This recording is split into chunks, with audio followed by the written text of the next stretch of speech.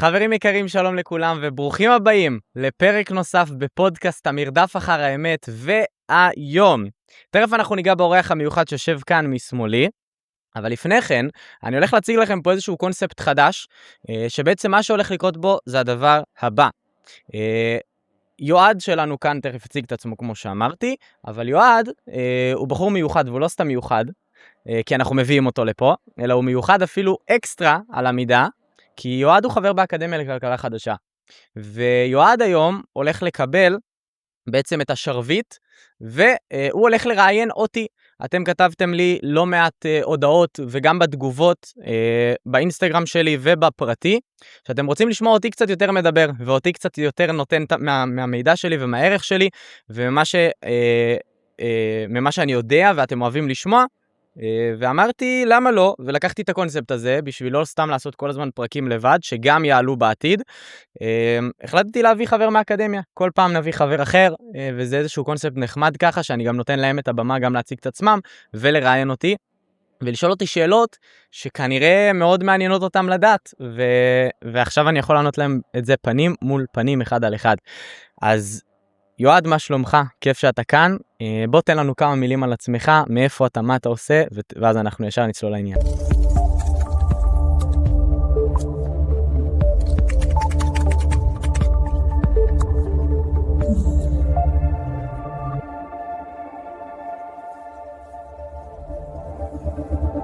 בוודאי, אני שמח ממש להגיע לכאן, מאוד נרגש, כיף לפגוש אותך, להכיר אותך לעומק כמו שצריך, ככה. תענוג, אבל כבר נפגשנו שם באירוע שהיה לפני שבועיים. בוודאי, אבל בצורה ככה מיוחדת כזאת, דנה יצא לי. כן. אתה אדם מאוד מיוחד. אני מעריך את זה מאוד, תודה. ככה, אז שמי יועד בדנג'ו, אני בן 29, אני במקור מכרמיאל, עכשיו גר בקדימה. עובד באחראי... אחלה קדימה, אגב. מה זה? כן, קדימה, מקום טוב. אחלה, כל השרון, כל המדינה שלנו, בוא נדבר דוגרי. כל המדינה שלנו ממש נכון, מקום אחד מסכים קסום. איתך לגמרי. זהו, אני מתעסק ככה בעולמות MRP, כל עולמות המלאים בעצם בחברת ייצור. וזהו, יש לי בת זוג. איזה כיף. ככה עוד מעט אנחנו 2 מה, מדהים. כן, תענוג. זה ככה... יאללה, בסדר גמור. טוב, אז תראה, אני נותן לך את הבמה. השרביט אצלך, הבמה שלך. לך על זה, שוט. אני פה בשביל עכשיו לתת ובשביל לענות ולדבר. לך על זה, שלך. אז אני ככה הייתי שמח לשמוע לך ככה, אתה יודע, הרקע קצת אישי עליך, את הדברים הקטנים, ככה איזה תחביבים, סיפור חמוד כזה. יאללה. טוב, אז האמת אז שתבין, השאלה הכי קלה זה זאת שהכי מתקילה. אז אנחנו נעשה ככה.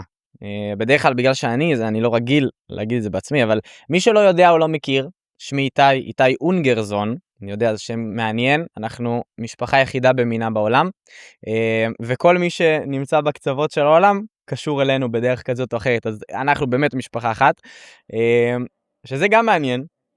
בגדול, אני לא יודע איך להציג את עצמי כל כך, איך לקרוא לעצמי, כי אני פשוט חקרתי על הנושא הזה, על כל הכלכלה החדשה, על כל הקריפטו, על השוק של הקריפטו, על הפיננסים בכללי בעולם. עשיתי גם קורס של ייעוץ פיננסי לכלכלת המשפחה, אני כביכול יועץ פיננסי, לא יועץ השקעות, יש הבדל, והנה זה הזמן להגיד, חבר'ה, אנחנו לא יועצי השקעות, וכל מה שנגיד כאן זו דעתנו אישית בלבד, והיא לא מהווה ייעוץ או תחליף לייעוץ השקעות מכל סוג שהוא, ככה שיהיה לנו בתור התחלה שנוכל לדבר חופשי. אז שוב, אני יועץ פיננסי, לא יועץ השקעות, ולכלכלת המשפחה. מתמקד, יותר נכון להגיד, בקריפטו, כלכלה חדשה, כל מה שקשור לתחומים האלה, ואני היום עושה את הכל מתוך הרגשת שליחות, ובמטרה אחת פשוטה, לעזור, להציל ולחלק ערך בחינם לכמה שיותר אנשים, בשביל שהם יוכלו להתמקם נכון לכל מה שהולך להגיע קדימה. אז זה ככה בכמה מילים, יאללה שוט, לך על זה. איפה זה ככה נגע בך, כאילו, איפה פה הרגשת את השיפט הזה, את השינוי, משהו שהגיע והציל בך, כאילו, תראה, את התחום הזה. אני התחלתי עם כל הדבר הזה לפני בערך 4.5 שנים. אני הייתי מאוד צעיר, הייתי ממש בהתחלה של השירות הצבאי שלי, והתחלתי בכלל משוק המניות. למדתי באיזושהי מכללה, עשיתי כמה קורסים גם במסחר, גם בניהול תיקי השקעות עצמאיים, למדתי על S&P 500, על הנסדק, על המדדים, על האינפלציה, על דולר, whatever, כל הדברים האלה, אבל למדתי על זה בממסד, זאת אומרת באיזשהו אופן מוסדי, זאת אומרת יש לך איזושהי תוכנית לימודים, כמו בית ספר, כמו אוניברסיטה, שאתה לפי זה הולך ולומד, אתה לא ממש יוצאים מעבר למידע שנותנים שם. עכשיו המזל הוא זה שלי היה מרצה, שהוא חבר מאוד מאוד טוב שלי, ואנחנו ככה מדי פעם אפילו מתקשרים גם באינסטגרם, גם בפרטי ככה, מפה לשם שוב עברו כבר כמה שנים, והוא כן נתן לנו קצת מעבר. עכשיו בקצת מעבר שלו היה איזה פעם אחת שאני עוד לפני כן קצת כן התעוררתי לכל המציאות הזאת, וכן קצת הבנתי מה קורה, אבל לא ידעתי כל כך מאיפה להתחיל, ולא ידעתי מה לעשות, ואיך בכלל, אתה יודע, איך מתחילים לגשת לדבר כזה. והוא אמר משהו מעניין, הוא הוכיח לנו, בתוך אתר שנקרא Investing, מי שמחזיק במניות ומשקיע בדרך כלל מכיר אותו, הוא הראה לנו איך בודקים מי מחזיק באחוזים מכל חברה שקיימת. אני לא יודע אם היום זה פיצ'ר שקיים שם, אני יודע שאז זה היה קיים, וממש הוא הראה לנו מי החברות הכי חזקות בעולם, וכמה אחוזים הן מחזיקות בכל המגניפיסנט 7 כביכול שיש, או מגניפיסנט 8 עכשיו עם ההנפקה של SpaceX, גם עליה אם תרצה אפשר קצת לדבר, למרות שלא יותר מדי העמקתי שם, כי שוב זה לא התחום, אבל זה יכול להיות מעניין. בכל אופן, אז הוא ממש הוכיח לנו שיש 3-4 חברות שהן הכי גדולות בעולם, בלק רוק, ונגארד, סטייט סטריט וכדומה, שהן בעצם מחזיקות באחוז מסוים, שהוא די גבוה, משהו כמו בין 7 ל-12% בכל החברות הכי גדולות בעולם שהן לא הם, ומקבלות מקום בדירקטוריון, זאת אומרת בקבלת ההחלטות בחברה. וזה קצת גרם לי פתאום לחשוב שרגע, משהו פה לא בסדר. זאת אומרת, איך זה הגיוני שמתוך כל החברות בעולם וכל המדינות בעולם, יש רק 3 או 4 בודדות, שיש להם תעשה על כל חברה בכל תחום שהוא. תחום המזון, תחום התרופות, הכל, באמת, הכל, מרמת הבגדים שאנחנו לובשים, ועד רמת הקורנפלקס שאתה קונה בסופר, אם אתה קונה בכלל קורנפלקס, מזעזע לא לגעת, אתה מבין? כאילו, אז באופן כללי, כאילו, זה ממש ברמה הכי גבוהה, הכי קטנה. ואז אחרי שזה קרה, אז עברה שנה בזבזתי במרכאות על המניות, ולאחר מכן, פתאום אני מוצא את עצמי לבד.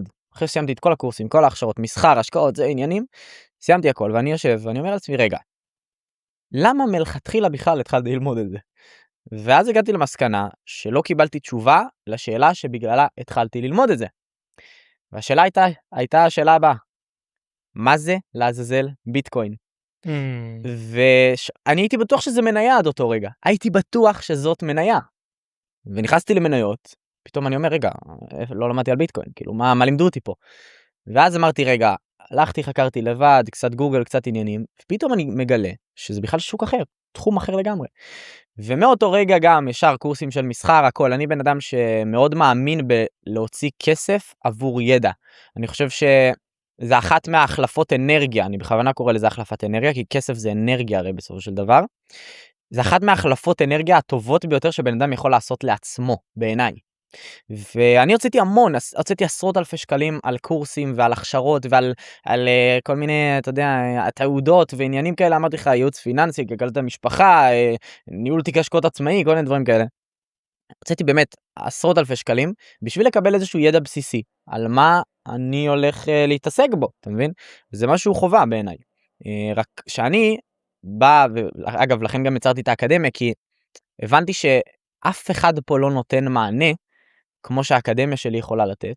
מה גם, למה שאנשים יצטרכו לשלם אלפי שקלים? למה לא לשלם 100-200 שקל ולקבל את כל הידע הזה? למה צריך בכלל להוציא כל כך הרבה כסף? תבין, תן לה, ואז למה זה טוב? כי אז זה פונה לפלח אוכלוסייה מאוד מאוד ספציפי, שבסכום כסף נמוך גם יהיה מוכן לשים אותו, ולא רק שהוא יהיה מוכן לשים אותו, הוא גם מתחייב לתהליך, כי זה תהליך של למידה, זה כמו ללמוד שפה חדשה. בכל אופן, ככה זה היה בגרשיים, חזרה לזה. אז סיימתי מניות, עברתי לביטקוין, התחלתי לחרוש על הקריפטו ונכנסתי למצב של אוטודידקציה. אתה יודע מה זה? לא, אני אשמח לשמוע. אוטודידקציה זה בעצם היכולת שלך בתור בן אדם לשבת על איזשהו נושא, במקרה שלי, שוק הקריפטו, כלכלה חדשה וכל זה, ולחרוש עליו את החיים שלך. אני ישבתי בזמן הצבא ובבית כשהיה לי בזמן הפנוי, כל יום, אני אומר לך, כל יום, במשך בין 6 ל-10 שעות, ופשוט הייתי מחבר את הנקודות, הייתי בודק מי עומד מאחורי החברה הזאת, ולמה דווקא הם יצרו את המטבע הזה, ולמה יש להם, הם קנו גם את המניות האלה, למה הם עשו ככה, ולמה הם בשיתוף פעולה, הכל, את כל המעטפת, התחלתי מאפס, באמת ללמוד בעצמי, כי הבנתי ששוב, אין לזה מענה במיוחד לא בעברית, זה לא קיים בארץ. שאתה יכול להיות אולי כמו המרצה? לתת זה שנותן יותר ערך? תראה, בסופו של דבר, זה מה שאנחנו עושים באקדמיה, כאילו רק שבאקדמיה זה באיזשהו באופן דיגיטלי, במקום שאני פשוט אגיד לכם בואו לכיתה, כי מאז הקורונה ומאז כל המלחמות וזה, אני לא אוהב, ואני גם לא רוצה לגרום לאנשים להיות תלויים במשהו. אני רוצה שמי שמוכן ללמוד ומי שרוצה ללמוד והתחייב לתהליך הזה, הוא יוכל לשמוע אותו מכל מקום בעולם, הוא יוכל להקשיב לו בכל שעה ביום, בכל זמן שהוא רוצה, לא דווקא בשיעור, בכיתה, בשעה וביום הספציפיים האלה, כי זה מיותר, כי אז אנשים מבריזים ואז הם לא מגיעים, ואז הם שוכחים ומפספסים וצריכים להשלים. אחי, אנחנו לא בבית ספר. נכון, אתה כאילו יוצר מחויבות מוזרה כזאת. אני יוצר מחויבות רק למי שמוכן להתחייב אליה, וזה בדיוק מה שאני רוצה. זה גם העולם החדש אולי, לא? כן, בעלות של אנשים אחראים על מה שהם עושים. לגמרי, זה חלק מהעניין, אני כל הזמן מדבר על לקחת, אתה באקדמיה אז אתה יודע, אבל לקחת את העצמאות הפיננסית והתודעתית חזרה אלינו לידיים. כי אנחנו התרגלנו בעשרות שנים האחרונות, והרגילו אותנו מגיל ילדות, לקחת את הכסף שלנו, שים אותו במקום שינהל אותו בשבילנו, במקום שנעצור רגע, נבין שהם גם לוקחים לנו עמלות, עושים על הכסף שלנו כסף, סבבה? ומשאירים לנו צג דיגיטלי שלא שווה כלום. ולא תמיד נותנים לנו גם למשוך אותו בזמן אמת. אם יש לך כמה מאות אלפים, כמה מיליונים, בברוקרים כאלה ואחרים, נכון, חלקם יעבדו כרגיל אם הם ייתנו לך למשוך מתי שאתה רוצה. בנקודות זמן מסוימות. אבל חלקם לא. אני יכול להגיד לך שאני נתקלתי, שזה אחד הדברים שכאילו באמת עזרו לי גם, זה להבין מה זה כלכלה עצמאית, זה אני משכתי סכום מאוד נמוך להשקעה, נניח להשקעה, והתקלתי בסירוב מהבנק. וואלה. עכשיו, מה הסירוב? מאיפה זה מגיע? מתי זה קרה? איך זה ככה? זה השאלות האהובות עליי. אני כזה, לא יודע, בואי תראי את הסכום שאני מבקש, בואי תראי את כל מה את מה שיש לי, מאיפה זה נכנס, לא תראי פה מיליונים. כן. אז אתה מבין שוואלה. ובוא, זה גם כסף שלך. בדיוק. אני פתאום מבין שאני צריך לתת הסברים, ואני צריך למלא טפסים, ואני צריך אתה יודע למה זה עבר? ואני צריך לדאוג שהם ישלחו ולהציק להם, ושהם ירגישו רע, רק בשביל שאני אהיה עם עצמאות כלכלית. אבל אני אגיד לך למה זה במשפט אחד, זה ככה, בגלל שכשאתה יש לך כסף בבנק, בין אם זה בעובר ושב, בין אם זה בקרן כספית, בין אם זה קרן, קופת גמל, קופת השקעה, קופת חיסכון, לא משנה, ברגע שיש לך כסף בבנק, אתה הלווית כסף לבנק, והבנק, הצג דיגיטלי זה משהו חייב לך. והם הרגילו אותנו לחשוב שזה כסף שלך, ברגע שאתה נותן אותו. לא, זה לא כסף שלך, זה כסף שהסכמת להלוות אותו, לגוף מסוים שנקרא בנק, ועכשיו בגלל שהלווית לו אותו, אז הוא משתמש בו, ולוקח על זה אפילו, לוקח לך, יש בנקים שהרי, שוב, יש כל מיני סוגים של חשבונות, ואם אתה מזמין כרטיס אשראי, אז פתאום אתה גם צריך לשלם על זה, ולשלם על סוג חשבון, והם ינסו מכל פינה לקחת לך פה עמלה, שם עמלה, פה זה ככה וזה, שיחה עם נציג עולה כסף לפעמים, שזה גם, זה דברים שאתה לא אמור לשלם עליהם עמלות, אבל אנשים לא יודעים את זה, ואגב, גם אני לא ידעתי את זה, עד שהלכתי ללמוד ייעוץ פיננסי. אז באמת, אם אני רגע מחזיר אותנו אחורה, אז בזמן השלב הזה של האוטודידקציה של הקריפטו, אני החלטתי שהגעתי למיצוי. מה זה אומר? אחרי 2 פלוס שהייתי באוטודידקציה, אמרתי לך יומיומית בין 6 ל-10 שעות כל יום, הייתי חוקר, יש לי מאות ואלפי שעות של מחקר שאני עשיתי לבד, והיום אני מציג אותו באקדמיה. זאת אומרת, זה החלק מהמשמעות והמהות של למה התחלתי והקמתי אותה בכלל, אבל אני הבנתי שאני צריך לדעת, אני יודע יותר על הכלכלה החדשה, מאשר על הכלכלה הקיימת, הישנה. ואז אמרתי, רגע, אני חייב לעשות עם זה משהו. אז מה שעשיתי זה שקמתי יום אחד, והחלטתי שאני הולך ללמוד עכשיו 0.5 שנה שלמה, קורס של ייעוץ פיננסי לכלכלת המשפחה, כי אני צריך לדעת איך הכלכלה הישנה עובדת. כאילו, אני מומחה במרכאות נקרא לזה, בסדר, אני לא אוהב להגדיר את עצמי ככה, אני ממש לא כזה, באמת, הכי בענווה וכנות שיש, אבל אני אני ידעתי מקווה שאתם יותר, מרגישים את האותנטיות שיוצאת גם אני למצלמה. מאוד מקווה, זה בסוף, זה ההגדרה שלי מבחינתי, וזאת המהות, לא באמת, זאת המהות. ברגע שבן אדם פספס את האותנטיות שלו, הוא פספס את הדרך. אתה מבין? ככה אפשר לדעת גם על איזה בן אדם אתה יכול לסמוך ברשת, כי כולם נוכלים. לצערי, אנחנו לא נציין פה שמות, אבל כולם נוכלים. לגבי האנשים מסוימים שכאילו למדת מהם, חקרת, אבני דרך, כאילו, הבנת אגיד לך כאילו מה. מי בסוף גם... כל מי שאתה שומע עליו ברשת, גם אם עקבת אחריו ליום וגם אם עקבת אחריו לחצי שנה, כל מי שאתה עוקב אחריו נתקלת בו ברשת הוא אבן כלשהי בדרך שלך. עכשיו, אני יכול לבוא ולציין לך שמות, אני אגיד לך שבישראל לצערי לא היה הרבה ממה ללמוד, כי אין תוכן כזה בעברית. אין. חוץ אני אגב נחשפתי לכל המידע של נניח עדי פאימה כלכלת הליצנים, אני נחשפתי למידע שלו רק אחרי. אני נחשפתי לפני שנה. שתבין, אחרי שכבר השקעתי, התחלתי להשקיע, אחרי שכבר הבנתי בעצמי, פתאום הייתה איזושהי קישוריות, שאם אתה רוצה לדבר עליה תכף, ופתאום הכרתי אותו ונחשפתי ליוטיוב שלו. אבל גם, הוא היה היחיד שפרסם את הדברים האלה. זה לא קיים, והיחיד גם שמבין עניין שפרסם את הדברים האלה. בגלל זה אני כל הזמן אומר, אני והוא היחידים שבאמת מבינים עניין פה. אנשים יכולים ללכת לאחרים ולבדוק את זה, אין לי בעיה. זה, שוב, באמת, אני פה בשביל לתת ידע רק למי שמוכן לקבל אותו. אין לי בעיה שלא יקשיבו לי, אין לי בעיה, תבדקו אותי 2000 פעם על כל מילה שאני אומר, אין בעיה. אפילו תבואו עליי על הקטנות, זה שלכם, כל טוב. אני פה בשביל להעביר את הידע שאני יודע ואני חקרתי ומצאתי שהוא נכון. מי שלא טוב לו, יום טוב לו. אתה מבין? מה אני אגיד? לא, אין צורך. כן, זה... אין צורך. אנחנו עם כמות אנרגיה, כמו הפלאפון שלנו, אנחנו קמים בבוקר עם 100%. כן.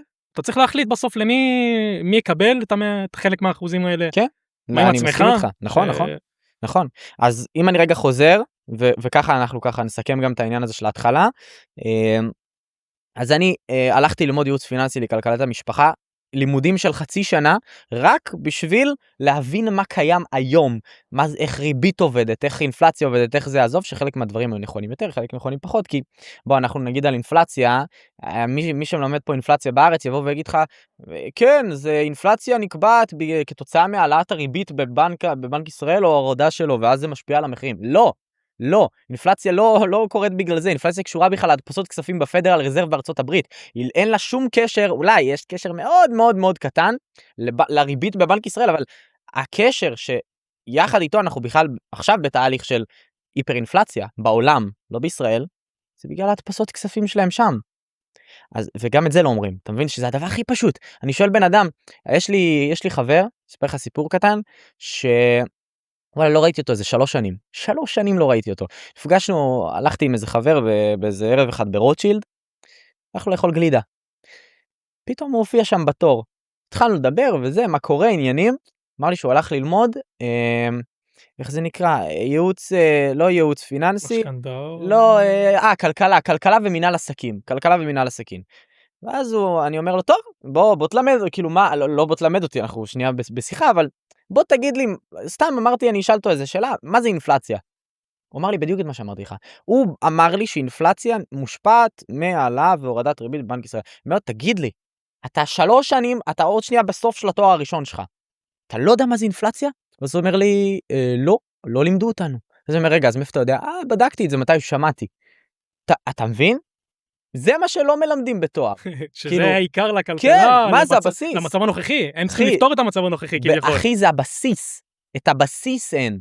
אתה מבין? אז דיסקליימר, חוזר חזרה. אז אני הלכתי לזה רק בשביל לדעת מה היה בכלכלה הישנה, להבין את הבסיס יותר טוב, ויחד עם זה, לדעת עכשיו לפסול יותר טוב את הקיים היום, בשביל להגיד על מה יהיה קיים מחר. כי אין מה לעשות, בסופו של דבר, המיומנות, באמת, אחת המיומנויות שלצערי הכי חסרות פה, במיוחד בעברית ובמיוחד בארץ, זה להגיע לשורש האמת באיזשהו נושא, באיזשהו תחום מסוים, ולדעת להעביר אותו הלאה. כי יש הבדל משמעותי בין להגיע לשורש האמת, לעשות את זה בעצמך, ולעזור קצת לסובבים אותך או זה, אבל לעומת, לדעת את האמת, לפעול בעצמך ולדעת גם להעביר אותה הלאה לאחרים. להפיץ אותה בצורה גם טובה. בדיוק. ואז ביום שאני הבנתי, שאני כבר עזרתי ללא מעט אנשים מסביבי, והגיע הזמן, מי אני שלא אשתף את הערך הזה בחינם לכל מי שמעוניין להקשיב לי. גם אם אני לא מכיר אותו. אני לא הכרתי אותך לפני. אתה פה אחי, מה, אתה באקדמיה חודשיים? 2-3, משהו כן, כזה, כן. אתה פה חודשיים 3 באקדמיה, לא הכרתי אותך לפני, אני לא הכרתי אותך גם באקדמיה עד שראיתי אותך במפגש, אבל לא הכרנו, ותראה איזה לינקים קורים במציאות הזאת, אתה מראה גם מה זה כוח של קהילה. לגמרי זה מטורף, אתה מבין, זה מטורף. אז, ואגב, זה היה החלום שלי. החלום הכי גדול שלי היה, אם היית שואל את איתי לפני שנה, כשהוא התחיל את כל הדבר הזה, התחלתי ביוני שנה שעברה לעלות תכנים, זהו. אם היית שואל את איתי של שנה שעברה ביוני, מה החזון שלו? איתי היה עונה לך שהוא רוצה להקים קהילה. זהו, הוא רוצה להקים קהילה של אנשים מקסימים וטובים, שפשוט יפעלו נכון וישנו את החיים שלהם. זהו, אני רוצה לעזור, אני פה בשביל לתת, ובגלל שהתחלתי את כל הדבר הזה מהנקודה הזאת, שום דבר לא יכול לשבור אותי. חסמו לי את הטיק טוק, פתחתי אחד חדש על מספר אחר והתחלתי מחדש. אני אגיע לאותם עוקבים שהיה לי בראשון, ואני אפילו אעקוף את זה. אתה יודע למה?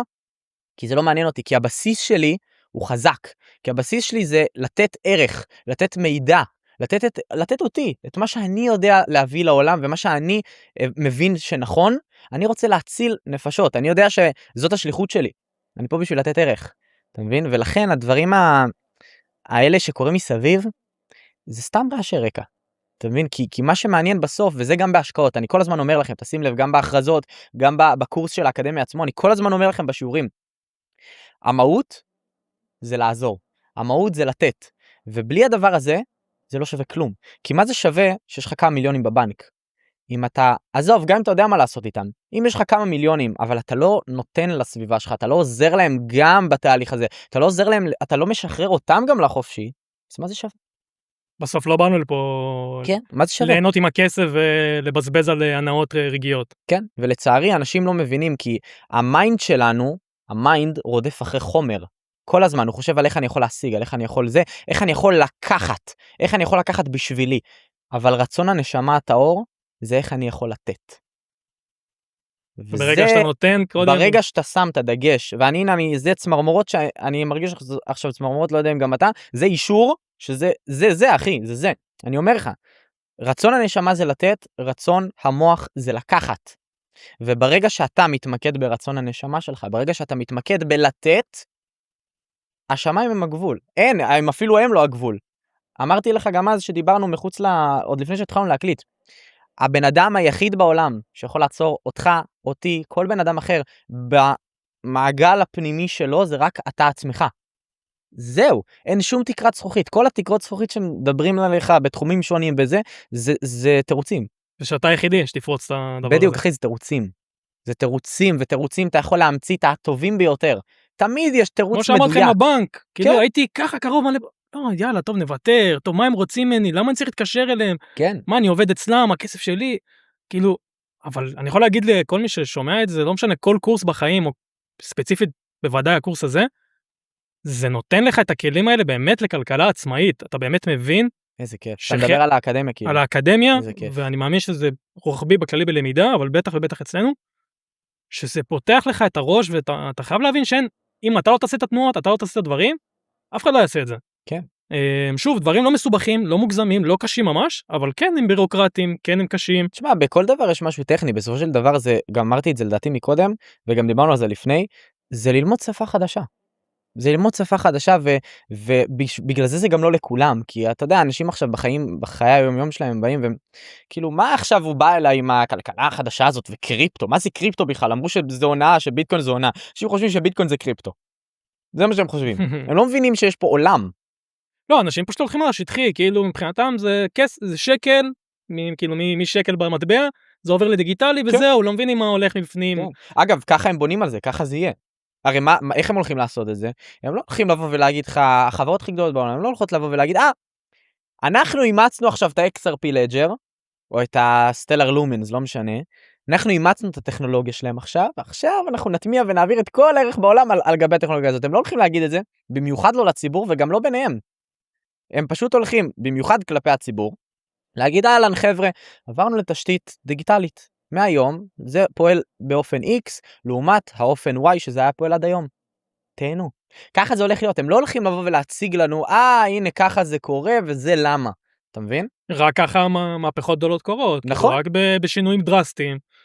כאילו אני חושב שהקורונה באה ונתנה לנו כאילו באמת... נתת פה, כן, קורונה זה חתיכת נושא. כן. אבל כן, אגב, תשים לב, 100 שנה, לדעתי זה התחיל ב-2019, מ-2019, סוף 2019, עד היום, וזה יהיה ככה עד 2030 לפחות, העולם שהיה לפני הוא לא קיים. אחי, הוא לא קיים, שים לב. העולם שהיה לפני הקורונה לא קיים. הוא ליטרלי מחקו פה ציוויליזציה שהייתה עד אז, היה פה קאט. עכשיו התחלנו שלב אחר, בהמשך הציוויליזציה. שלב דיגיטלי, שלב מתקדם, שלב של פתאום בינה מלאכותית. גם בהתנהגות שלנו כבני אדם. הייתי כן, מרגיש את זה גם. בהכל. התרבות השתנתה. הרי בסופו של דבר, השינוי מתחיל from the inside to the outside. זה מתחיל מבפנים, אלא בחוץ. זה לא מתחיל מהבחוץ לבפנים. אז זה תמיד שינוי פנימי, שלנו ככלל, או שלך כבן אדם פרטי, בתוך הסביבה הקרובה שלך. אבל כן, לגמרי. תגיד לי ככה, יש לך איזה... משהו, פדיחה שלך, לא יודע, איזה טעות, משהו שהרגשת פדיחה, משהו מעניין. שאתה יודע, לא עכשיו נגיד, יכלת להיכנס ביותר זול ולהרוויח, זה יותר טעות קרתי... של... שכחת סיסמה, העברת למקום לא נכון. האמת שכן, בהתחלה, היה לי, אני פה, קניתי סכום חמוד של XLM ב-0.08. עכשיו, חלק מהסכום הזה, האמת שלא ספרתי את זה עד היום, שאלה יפה. חלק מהסכום הזה, עשיתי העברה ראשונית, בשביל לוודא שבאמת הכתובת נכונה, עשיתי של סכום קטן, כאילו, של חלק מהסכום הזה. מזל שלי זה שזה לא היה סכום באמת מאוד מאוד גדול, אבל ככה אני גם למדתי על הבשר שלי, על עצמי, למדתי את הטעויות האלה, והיום אני כאילו בא בשביל, רגע, אתה אל תעשה אותם גם, אתה מבין? כאילו, זה המטרה. אבל העברתי סכום קטן של XLM לכתובת שאני טעיתי בה. ואז ה-XLM האלה נעלמו. ומי שיודע, XLM ב-0.08 זה כנראה מחיר שלא יחזור לעולם. אז בסדר, כמות קטנה שם נאבדה, לא נורא. אבל בסדר, בשביל זה עכשיו אנחנו בתחתית לחזק מחדש ככה ולתת בראש גם מבחינת הממוצע, אבל כן, זה מה שקרה אפילו לי בהתחלה של הדרך שלי. היו לי עוד הרבה דברים, אני הפסדתי, אני אגיד לך יותר מזה, כבר אמרתי את זה לדעתי באיזה פרק, אבל אני אחזור על זה רגע בקצרה. אני התחלתי מאפס. אפס, אחי. היה לי סתם, נניח 100,000 שקל בחסכונות, השקעתי אותם, שכרתי איתם, ובסוף, בפרק זמן של 3 חודשים, איבדתי את כולם. כולם. תבין, אם היה לי את זה לפני והייתי משקיע ויודע את מה שאני יודע היום, אני הייתי פה מזמן, כאילו לא הייתי שוב, אני היום, ברוך השם, שימשיך ככה בלי לפתוח פה, אני מייצר לעצמי את החופש שלי, נקרא לזה ככה. אבל בוא נגיד שזה היה יכול להיות הרבה יותר משחרר. בוא נעשה את זה ככה, הרבה יותר הקלה, הרבה יותר זה, אבל כן אחי, זה שכר לימוד. כמו הלימודים, אותו דבר, אני אמרתי לך את זה גם לפני, אני בן אדם שפועל. אני בן אדם שמעדיף קודם כל לעשות את הפעולה, לפני שאני מדבר עליה ושואל, כי אני יודע שאם המוח שלי יתחיל עכשיו לשאול שאלות, איבדתי את זה. איבדתי את המומנטום. איבדתי. לא משנה באיזה סיטואציה כאילו זאת. אתה מרגיש שהמאני טיים אצלך הוא קריטי כן, ממש. אחי, זה לא משנה אם זה משנה אם זה בקטע של להתחיל עם בחורה, זה לא משנה אם זה בקטע של להיכנס להשקעה, וזה לא משנה אם זה בקטע של, לא יודע, לשלם לצלם שיבוא לצלם אותי באירוע. אחי, הטעויות שאתה תעשה כתוצאה מהפעולות הבזיזות שלך, בכל מקרה אתה תשלם עליהם. בכל מקרה. זאת אומרת, זה משהו שאני למדתי עם הזמן, שהרי אמרתי לך את זה גם מקודם, כסף זה אנרגיה. אנרגיה. האנרגיה הזאת יכולה להילקח ממך, אתה יכול לתת אותה, ויכולה להיעלם. שאלה היא איך אתה מתמרן את המציאות הזאת, ככה שהאנרגיה תמיד תהיה בזרימה. אתה מבין? הרי זה מה שמשנה בסוף. מה שחשוב זה לא להיות עשיר, זה שיהיה לך מקורות הכנסה. כי תכלס, מה שווה אפילו 100 מיליון שקל, טוב 100 מיליון זה כבר סכום אחר, אבל 10 מיליון שקל בעובר ושב בבנק. מה זה שווה אם אתה לא יודע מה לעשות איתו? אני מעדיף, במקום 10 מיליון בעובר ושב בבנק, שיהיה לי באמת 7 מקורות הכנסה, שהביאו לי 2,000 כל חודש. מעדיף. למשך כל החיים, שבניתי את הבסיס שלה מספיק חזק, שימשיכו פה לעוד 50 שנה קדימה. אני מעדיף, אני באמת מעדיף. כי מה אני אעשה עכשיו עם 10 מיליון? מה? אחי, אתה צריך לחיות טוב, אתה צריך לעלות פשוט, לחיות ברמת חיים שאתה מעוניין לחיות בה. אגב, יש כאלה שהרמת חיים הכי גבוהה שהם רוצים להגיע אליה, זה לחיות באיזה בקתה קטנה בג'ונגל, לגדל משפחה, ילדים וזה, ולהכין את האוכל שלהם, לגדל אותו. לדבר הזה אני מאוד מתחבר, אני כאילו לא, לפעמים זה אומר, מדהים. אגב, זה מדהים, אבל אני נותן לך כן, פה רק ברור, פרופורציה, אתה מבין? בוודאי. ויש כאלה שהרמת חיים הכי גבוהה שלהם זה וואלה, בא לי למבורגיני, אני רוצה וילות, בא לי זה, לטייל בעולם, סבבה, גם טוב. אגב, גם אפשר לשלב בין השתיים, זה לא פוסל אחד את השני, אבל שורה תחתונה, זה מה שחשוב בסוף. כאילו בסוף חשוב שאתה תחיה טוב. זהו. אתה תחיה טוב, וכתוצאה מכך המשפחה שלך תחיה טוב, וכתוצאה מכך הילדים שלך יחיו טוב, ואז כל הסביבה הקרובה שלך, פתאום דאגת לה. ופתאום שינית לה את החיים. זה בדיוק המהות פה. תמיד זה בדיוק העניין. שכאילו בסוף המשכיות ובסיס זה הדברים כן, החשובים. תשמע, כסף זה לא רלוונטי. זה לא רלוונטי. נכון, למי שאין כסף באסה לו, אין מה לעשות, אבל מי שלא עושה כסף, זה בן אדם שלא נותן מספיק ערך משמעותי לעולם או לסביבה שבה הוא חי. כי שוב, כסף זה אנרגיה. אנרגיה זורמת רק למי שמוכן לתת מעצמו. אתה מבין? ככה זה עובד, זה הסיקרט כביכול. זה לפחות, זה ככה אני רואה את זה. יכול להיות שזה טעות, אבל ככה אני רואה את זה. אני מאוד הולך עם זה גם. בתור אחד כמו שאתה אומר ככה שמעביר ערך, ומעביר ערך באקדמיה לכלכלה, שזה תחום שזז ימינה ושמאלה בשניות. כן. כאילו זה לא עכשיו איזה היסטוריה או משהו שהכל... אגב, בגלל זה צריך תמיד להישאר מעודכנים. בגלל זה גם שמתי את העלות כל כך נמוכה, בשביל שאנשים יוכלו להישאר פה, להתחייב תוך כדי, וללמוד. כי זה משהו מתעדכן. הרי מה זה שווה שבסדר, נכנסת, עכשיו אתה שמעת על איזה מטבעות אני מדבר, שמעת על איזה ארנק קארטה צריך לקנות, והכנסת כסף. אבל מה זה שווה אם ב-2030 נגיד, סתם, אתה תמכור. עשית את ה$5 מיליון שלך, סבבה? אין בעיה. עשית מהמידע הזה כסף. אבל אתה מוכר אותו ומעביר לדולר, כשהדולר בהיפר-אינפלציה. מה זה, איפה, מה עשית פה? אתה לקחת כסף שהיה לך בנכס של הכלכלה החדשה, שאתה יכול למנף אותו, אתה יכול לשנות, אתה יכול להשיג איתו עוד נכסים, להרוויח ממנו פסיבית.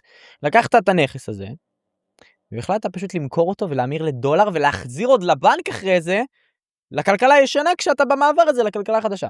מה הרעיון? אתה צריך להתעדכן עם הזמן. יש דברים שהיום רלוונטיים שמחר לא יהיו רלוונטיים. אתה צריך לדעת מה לעשות עם הכסף. אתה צריך קהילה חזקה שתעזור לך. איפה, אתה מכיר חלק מהאנשים בקהילה של האקדמיה. יש לנו באמת בן אדם בכל תחום. וברוך השם שרק ימשיך ככה ויגדל.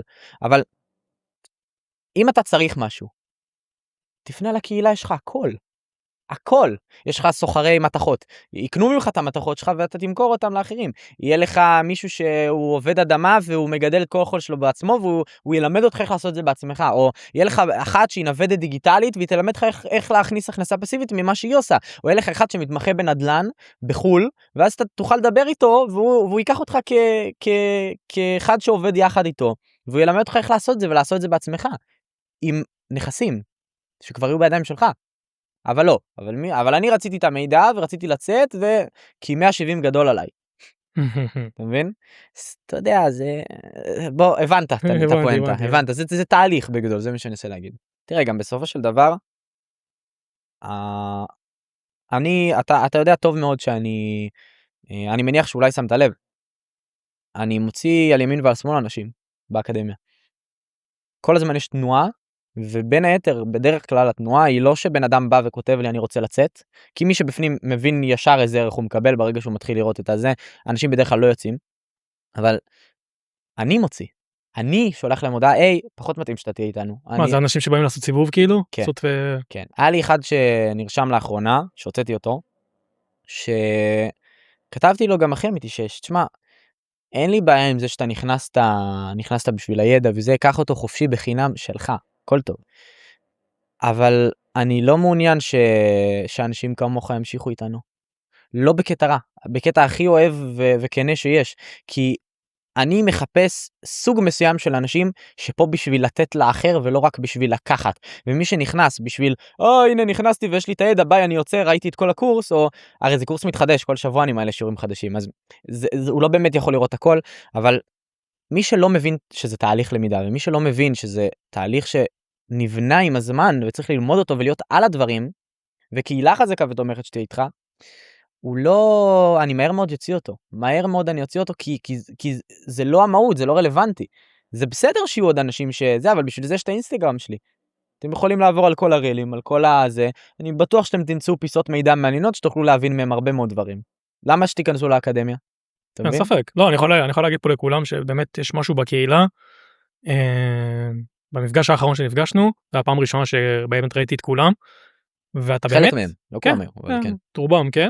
ואתה באמת רואה משהו אחר, אתה וייב שונה, אנשים אחרים, אם זה בצורות החשיבה, דברים שהם עובדים, עוסקים, איזה כיף. מאנשים ששמו שקל, ואנשים ששמו את כל החיים שלהם, ואתה באמת רואה משהו אחר. ואני יכול להבין כאילו למה אתה אולי נכנס לזה יותר, וחשוב לך באמת כי זה לא הכמות, זה האיכות.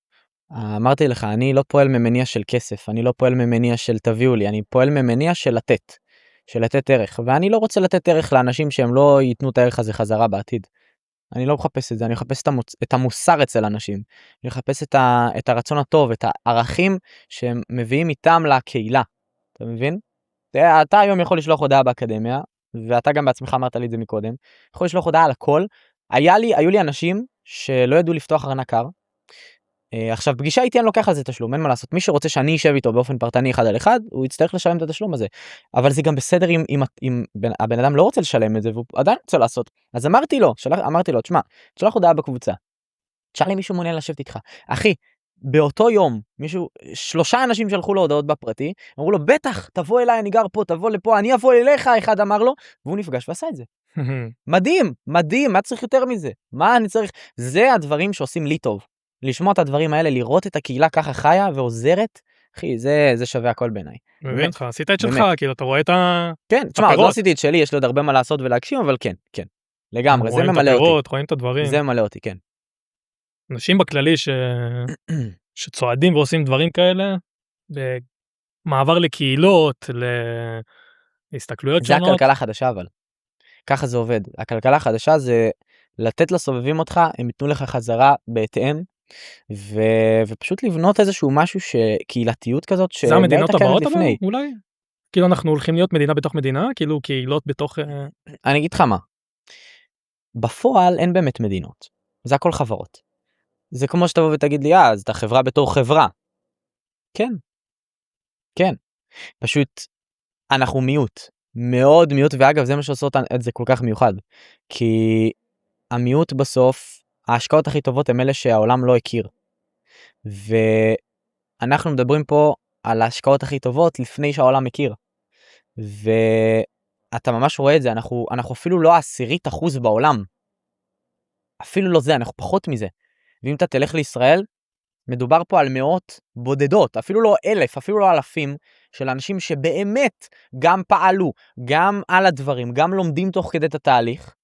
אני אומר לך, בכל ישראל, יש פחות מ1,000 איש, שברמה שלנו באקדמיה, שיודעים את הדברים, פועלים כמו שצריך, על הדברים גם לומדים אותם תוך כדי, בין אם זה ימני, בין אם זה לבד, לא משנה. יש פחות מ1,000.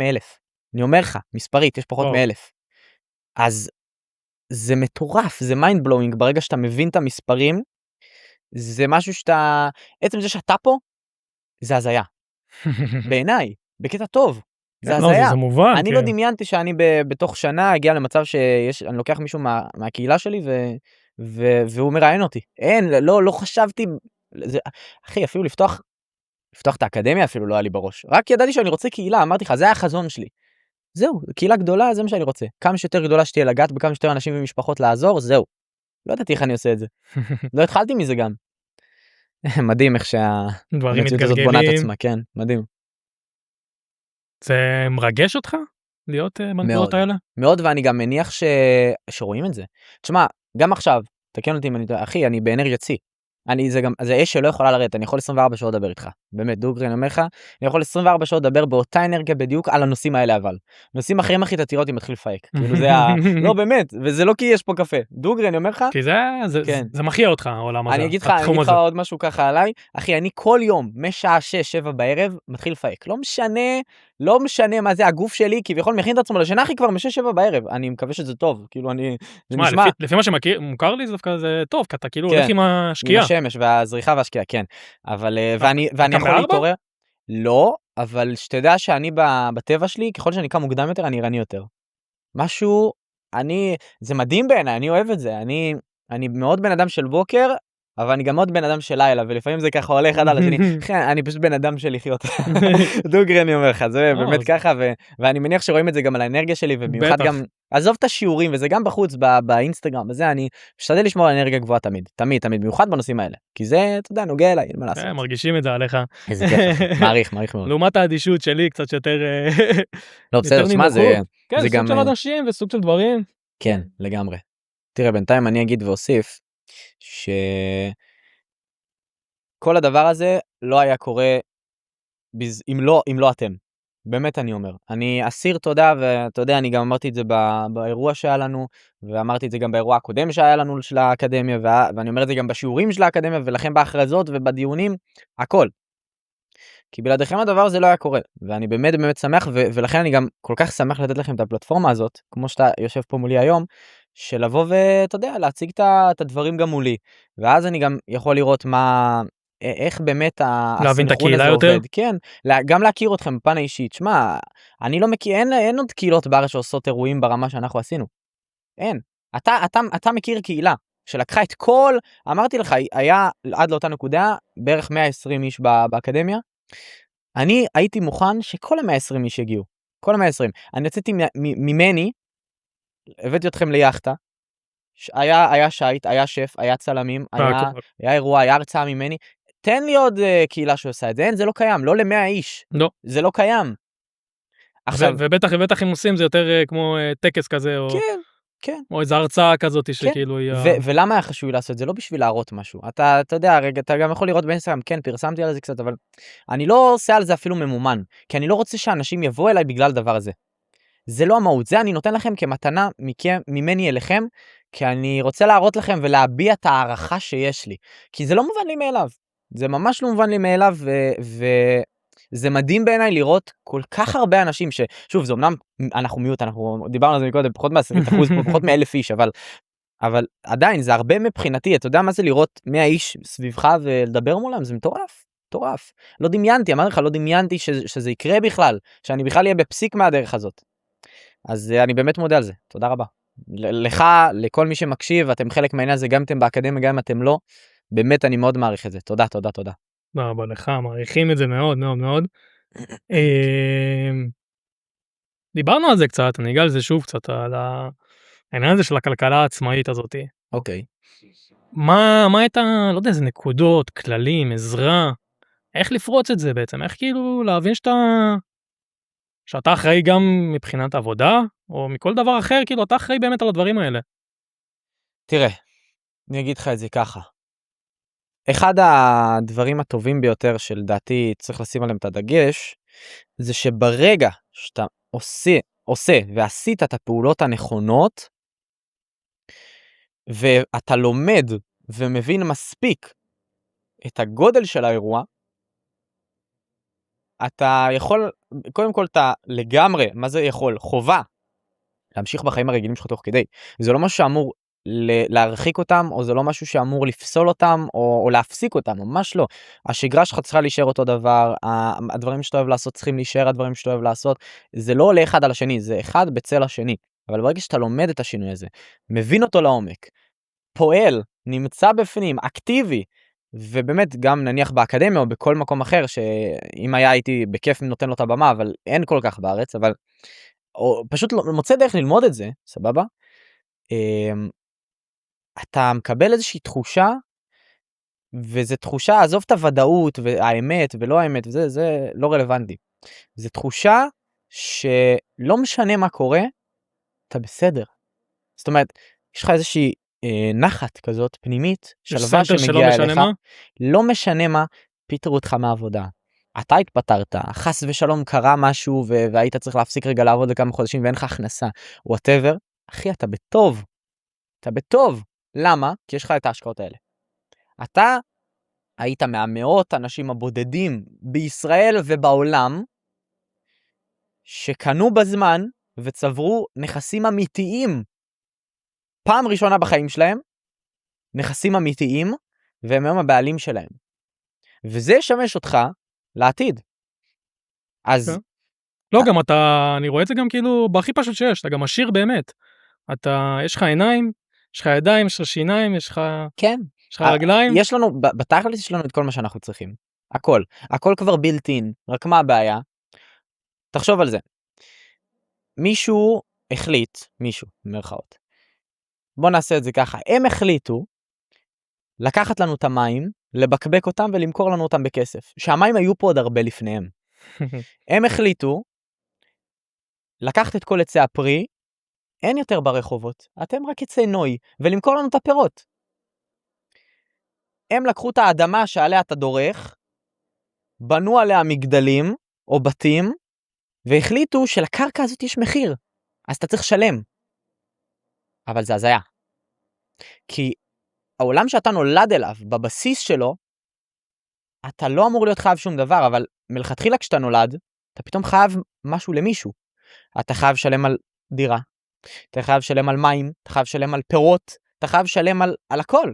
אנחנו החיה היחידה שככה... החיה היחידה. אז ברגע, כאילו, כל המציאות שלנו, החיים שאנחנו חיים בהם, הם אבסורד. הם אבסורד. עכשיו, זה לא אומר שהם פייק אחד גדול. כי פה כבר נכנס העניין הזה של מה הבן אדם יודע, מה הוא חקר ומה הוא מבין על המציאות שבה הוא חי. אבל, זה שורה תחתונה, יש פה איזושהי סימולציה מסוימת, יש כאלה שיקראו לה מטריקס, יש כאלה, לא משנה, אבל יש פה איזושהי סימולציה שעובדת תוך כדי שאתה נשאר וחי בה, שהיא לא ריאלית, היא לא הגיונית. הרי, בוא נחזיר אותנו רגע לעניין הפיננסי, אולי זה יעזור לכמה אנשים להתעורר פה, מי שעדיין לא איתנו. אתם צריכים להבין שאם היה X כסף בעולם, שהדפיסו מלכתחילה, אז הבנקים קיבלו את ה-X כסף הזה, ואז הם באו לאזרחים ואמרו, תקשיבו חבר'ה, אתם רוצים כסף? תעבדו בשבילו, או שפשוט תבואו אליי, ואני אציע לכם לקחת X פלוס ריבית. עכשיו רגע, וזה מה שאנשים לא מבינים. אם הודפס רק X כסף בעולם, איך זה הגיוני שהבנק דורש X פלוס ריבית, אם אין דרך להחזיר את הריבית? וזה בדיוק הכלכלת חוב שאני מדבר עליה. אנחנו נמצאים במצב שאני לא סתם נותן את הדגש, גם בשיעורים באקדמיה וגם בכללי, במידע שאני מציע חוצה, נותן את הדגש על החוב המטורף שיש לארצות הברית ויש למדינות בעולם. את החוב הזה לא ניתן להחזיר. הופ, אנחנו עושים רגע לשנייה קטנה הפסקה מהפודקאסט, ואני רוצה רגע לדבר אליכם מהלב. באקדמיה לכלכלה חדשה יש את כל המעטפת שבן אדם צריך בשביל באמת גם להבין את השינוי, גם להרוויח ממנו, והכי הכי חשוב, להתמקם נכון ולשנות את החיים שלו ושל המשפחה שלו לדורות הבאים קדימה. הסיבה שאתה עדיין כאן זה כי אתה מיוחד, ואתה צריך להבין את זה, ובגלל שאתה מיוחד, המקום שלך הוא איתנו ואנחנו רוצים אותך איתנו באקדמיה. תנסה חודש אחד, מה אתה כבר יכול להפסיד? בסופו של דבר, אתה תמיד יכול לשלוח לי הודעת וואטסאפ ולבטל את המנוי. זה השינוי הפיננסי הכי גדול שהיה פה אי פעם, הוא נוגע באלפי ומאות רבדים שונים בחיים שלנו ושל המשפחות שלנו, ובשביל באמת לעשות כסף, בשביל באמת להרוויח ובשביל באמת להתמקם נכון, חייבים להבין את האירוע. חייבים להבין מה עושים, איך עושים, בצורה פרקטית ותיאורטית ולחבר את שניהם יחד. אני מזמין אתכם ללחוץ על הקישור בתיאור של הפרק הזה, שם אתם תקבלו גם את המענה הפרטני ממני ואת כל המעטפת שאתם צריכים בשביל באמת להצליח, לעשות כסף, להרוויח מהשינוי הזה, והכי הכי חשוב, להתמקם נכון ולקבל ודאות מוחלטת על הפעולות שהחלטתם לבצע. לינק להצטרפות לאקדמיה נמצא ממש כאן בתיאור של הסרטון, אוהב ומעריך אתכם המון, בחזרה לפרק. זה חוב שנוצר בדיוק מהריבית הזאת, שלא הייתה קיימת מלכתחילה. אז אנחנו הכניס אותנו לאיזשהו מרוץ, שאתה נולד לתוכו, אתה כבר חייב משהו למישהו, כשנולדת כולה, נושם את האוויר הראשון שלך בעולם, אתה חייב משהו, רק שאתה לא יכול לשלם את זה, עדיין אז ההורים שלך ישלמו עליך עד שתגדל, ואז אתה תתחיל לשלם. אתה מבין את הפייק? את המשחק המשוגע הזה. אתה מבין את החרטא? זה ההונאה. זאת ההונאה הכי גדולה. כי אתה לא חייב פה כלום לאף אחד, בתכלס, הכל שלך. אתה נולדת לעולם שהכל שלך, אבל אתה חי באיזושהי בועה מסוימת, שבגלל שאתה חי בה, אז אתה חייב משהו למישהו ברגע שנולדת ונשמת את הנשימה הראשונה שלך פה בעולם. הזוי. הזוי. כן. תגיד לך מה יותר הזוי אבל בעיניי? אולי זה הנקודות של קהילה או של דברים כאלה, זה בעצם החוסר אחדות כנגד הדבר, או נגד דברים שבעצם פסולים, לא נכונים. כאילו אני אתן דוגמה, נגיד החרדים בכל נושא הגיוס, לא ניכנס למי צודק, לא צודק, אבל אני רואה אחדות. אני מסתכל הצידה ואני אומר, וואלה, קנה בהם שהם יד אחת על ידי משהו שהם מאמינים. כן. ואנחנו לא ניכנס כבר עכשיו אם זה נכון, לא נכון. לא, ברור. אלא רק העניין הזה שאתה אחד עם חבר שלך, אחד עם השכן שלך, ואחד עם כולם. כן. כי זה הקהילה שבניתם. ואתם מבינים שמה שתצטרכו לעשות, אתם תעשו ותעמדו בזה. אני אגיד לך ככה, זה באמונה שלי, ואיך שאני רואה את הדברים האלה, ואיך שאני רואה את העתיד הלא רחוק בכלל, של כמה שנים בודדות קדימה. אם תיקח רגע את הדוגמה שנתת, תקח את החרדים, שים אותם, תקבע אותם רגע לקהילה, למרות שאני שונא את המילה, אני שונא לקבע משהו, אבל בוא בכל זאת רגע לצורך לשם דוגמה, נקבע אותם לקהילה. הקהילה שלנו יש באקדמיה, זה החרדים של העתיד. מהבחינה טובה אבל, לא מהבחינה רעה. כי אנחנו, שוב, אפשר להיכנס לתוך הזה, אבל אנחנו פה בשביל לשנות חיים ולעזור למי שמסביבנו. אנחנו לא פה בשביל להתלונן. זה שחלק מסוים מהם בחר להתלונן, זה שלא, אני גם לא מכליל, זה כבר נושא פוליטיקה, זה לא הפודקאסט כן, פה. זה זה לא העיקר, זה גם לא כאן. העיקר. אבל השורה התחתונה, אנחנו המאוחדים של העתיד. אנחנו נהיה הקהילה המאוחדת של העתיד, אנחנו ועוד קהילות אחרות שגם מתפתחות והתפתחו בעתיד, אין ספק. אבל אנחנו, יהיה לנו את הפלח הזה מהעוגה השלמה והגדולה, שאנחנו בסדר, אנחנו והמשפחות שלנו והילדים שלנו והנכדים והנינים, הם יהיו בסדר כי אנחנו עשינו את הפעולות הנכונות עכשיו. אתה מבין?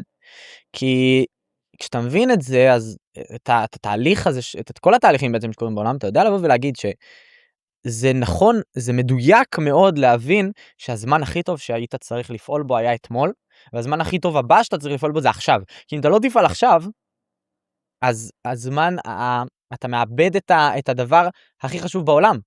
זמן ואנרגיה. זמן, כי הזמן עובר, ואנרגיה, כי אתה שם את האנרגיה שלך, את הפוקוס שלך במקום שהוא לא נכון. כי מי שמבין את השינוי הזה יודע שזה ברמה כזו דרמטית של הוא חייב לעזוב הכל רגע, ולהתמקד רק בזה.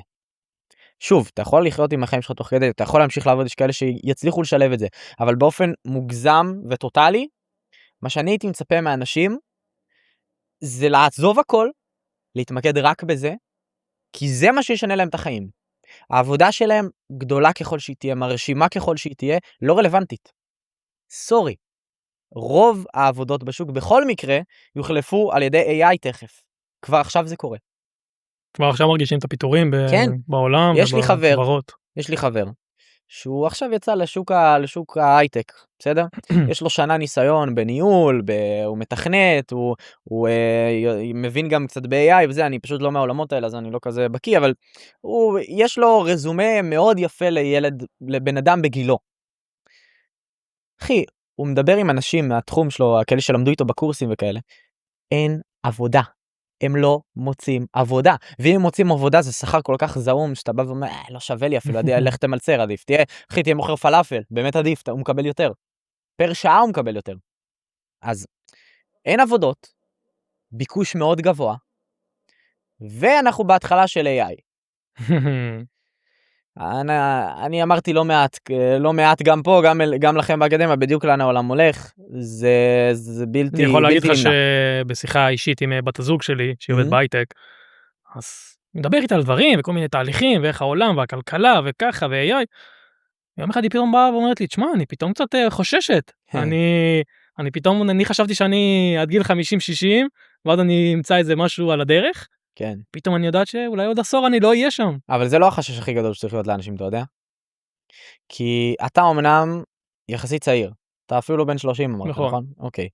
אתה עוד יחסית צעיר. גם אני יחסית צעיר.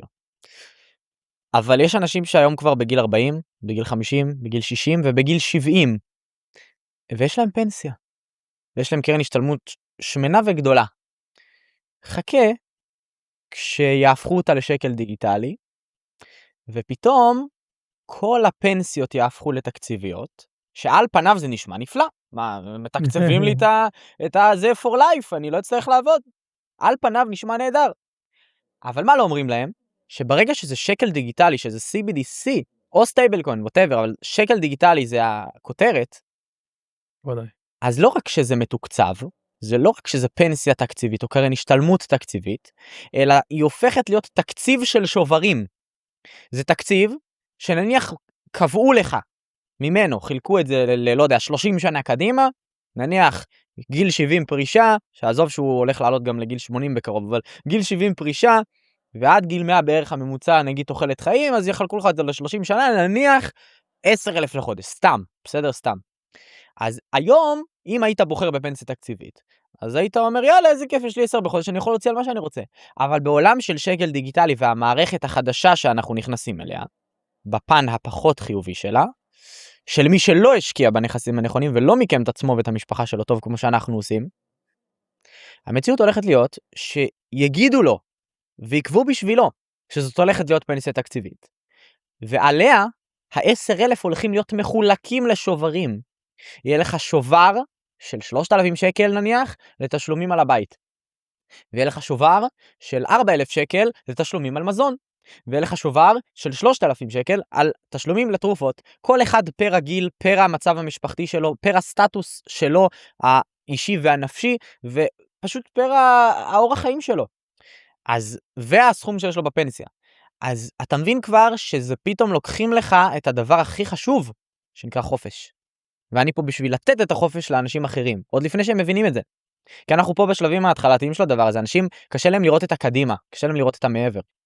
אבל מי שכן הצליח להציץ מעבר לגדר, מעבר לחומה, ידע להגיד ולזהות את התהליך הגדול באמת שקורה פה, ולמה שאני עכשיו תיארתי, לשם אנחנו הולכים, וזה סכנה לאנושות. אני חושב שאנשים גם לא צריך לקחת עכשיו קונספירציות, או סתם לראות קצת סרטים מסוימים, לראות קצת סדרות מסוימות, מראה שחורה נגיד, ולראות שאם מישהו חשב על זה, כנראה יש משהו בגו, כאילו הגיע, לא סתם הוא חשב על הרעיון הזה.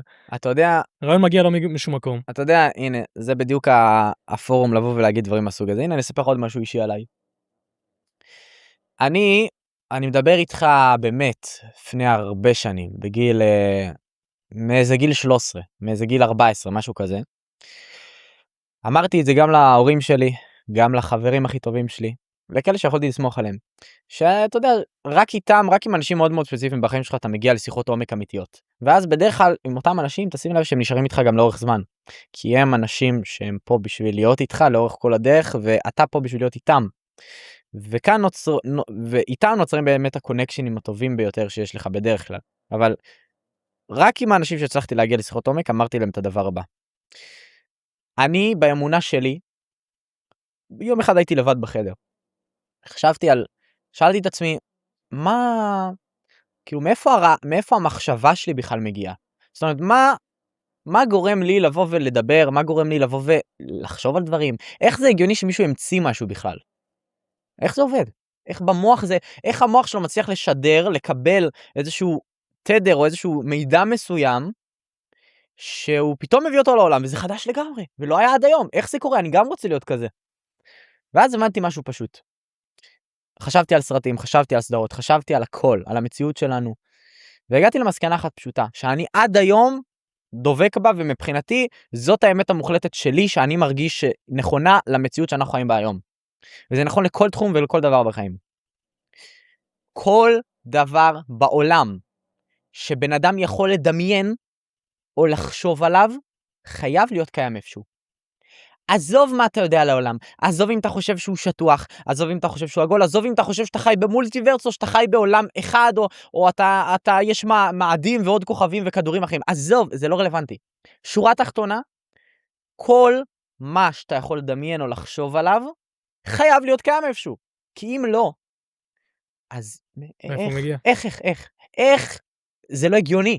זה לא הגיוני. אני גם חושב שהמשחק לפעמים הוא בווליום גם. אני חושב שאנשים צריכים לשים לב שלפעמים כאילו מישהו מראה דיקטטורה מסוימת, ואין כאילו על הנייר דיקטטורה, צריך לראות את זה בווליום של הדיקטטורה, או מה זה בעיניי הנקודות הקטנות האלה שאתה לפעמים רואה את השונה הזה. כן, אבל תשמע, תחשוב על זה רגע. כל מה שאתה רואה בסרטים, עזוב אם בסוף זה מגשים את עצמו, אבל כל מה שאתה רואה בסרטים חייב להיות קיים איפשהו בתצורה כזאת או אחרת. למה? כי בן אדם יכול לדמיין אותו. ולמה? כי המסקנה הבסיסית של כל הדבר הזה, זה שהמוח שלך מחובר לנפש.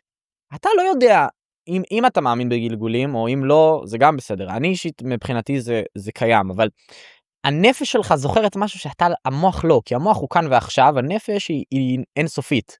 זה אנרגיה. אז האנרגיה הזאת הייתה קיימת אולי גם בכל כך הרבה גלגולים שונים, בכל כך הרבה עולמות שונים, בכל כך הרבה תקרא לזה איך שאתה רוצה, שהרעיונות האלה היו חייבים להגיע מאיפשהו. בין אם זה קורה באותו זמן שאנחנו מדברים עכשיו, בין אם זה קרה, בין אם זה יקרה, לא משנה, בסדר? כל אחד משהו מאמין. אבל זה חייב להיות קיים איפשהו בעיניי. וזה מה שפתאום פתח לי את הראש מגיל צעיר לכל מיני קווי דמיון ומחשבות שאגב גם לצערי אנשים רגילים לא חושבים על זה. כאילו לא בקטע של להוציא את עצמי מהמשוואה, רוב האנשים לא עוברת להם בכלל המחשבה הזאת בראש, היא מחשבה מאוד הגיונית על פניה, זו מחשבה מאוד בסיסית. אבל לא רק שהיא לא עוברת, גם אם היא עוברת, הם לא נותנים לה בכלל את המשמעות. הם ממשיכים עליה בחיים שלהם. לרוב זה גם מסתתר סביב פאן, כאילו איזה מה, כאילו כמו תוכניות, כאילו יש את הקונטסט המיין הראשי, שאתה חושב שעל זה הוא מדבר. כן. ואם תיכנס כאילו, כן, זה המשחק הזה של הרצון לחשוב אחרת, להסתכל אחרת. כן. להבין לקחת, כאילו, שאתה רואה דברים ועושה דברים, לראות את זה בעין אחרת ולחפש אתה משהו מיוחד בעצמך. נכון. אני חושב שזה כאילו, זה אולי הקושי של כולם. אני מסכים איתך. תראה, אני, וגם דיברנו על זה לפני, אני אוהב להגדיר את עצמי כבן אדם שפועל, בן אדם שהוא מאוד אקטיב, ואני גם מאוד קיצוני. עכשיו, הקיצוניות הזאת באה לטובה והיא באה לרע. ואני מקבל עליי את זה, כי אני מודע, ואני פועל מתוך מקום, שאני אומר, מה שצריך לקרות לי, הולך לקרות לי בכל מקרה. אם אני אמור לאבד עכשיו 10,000 שקל, אז גם אם אני אאבד אותם בקריפטו, אני מאמין באמונה שלי שבאותו תאריך, באותה שעה, באותה דקה בדיוק, אם לא הייתי נכנס לקריפטו, הייתי מאבד את זה במקום אחר. בגנב והגונב לי. לא יודע מה, הייתי מאבד איכשהו. אתה מבין? מה ששלי שלי, ביום אחר, בדיוק, כן. מה ששלי שלי, מה שלא שלי לא שלי. עכשיו, עוד משהו חשוב. העניין הזה, שאני באמונה שלי, וזה אני לא אומר שכולם צריכים להיות קיצוניים, וכולם צריכים להיות, לא יודע, למצוא משהו שיוצא דופן בהם ולהתמקד בו. אני לא חושב שזה דבר נכון לכולם. לי, אני מצאתי לנכון שלהיות קיצוני, ובכוונה להיות שונה, ולעשות דווקא את מה שהפוך, לי זה בטבע. והיום אני מבין שבן אדם שהוא לא קיצוני, לא יכול להשיג, בשביל להשיג תוצאות קיצוניות, אתה חייב להיות בן אדם קיצוני. בשביל להיות יוצא דופן, אתה חייב להיות בעצמך קודם, בפנימיות שלך יוצא דופן. זה לא משנה אם אתה דומה לי. זה לא משנה. מבחינתי אני יוצא דופן. אין איזה קשר אליך. אני לא מוריד לך או מרים לבן אדם אחר, או לעצמי, ממש לא. אני מאוד כנה. זה בא מתוך כנות. בשביל להשיג תוצאות קיצוניות בחיים, אתה חייב לעשות פעולות קיצוניות. חייב. זה לא מגדיר אותך. אתה מכיר את זה בשיר של טונה? לא. יש לו איזה סוף כזה שהוא אומר, כל אחד שעשה משהו משוגע, משהו מטורף בעולם, היה קצת משוגע. כאילו שאתה, וואלה. אתה חייב להיות קצת... אז אני מאוד מסכים עם זה. אני מאוד מסכים עם זה. ממש. שמע, זה אחד המשפטים הכי מדויקים שאפשר לשמוע לדעתי. במיוחד על המציאות שאנחנו חיים בה היום.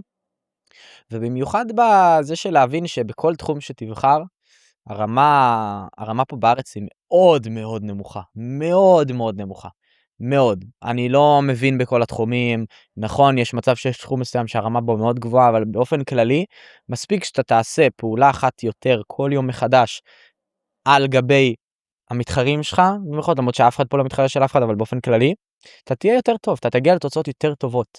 הרמה לא גבוהה. פשוט צריך להאמין בעצמך וצריך לדחוף ולעשות את זה.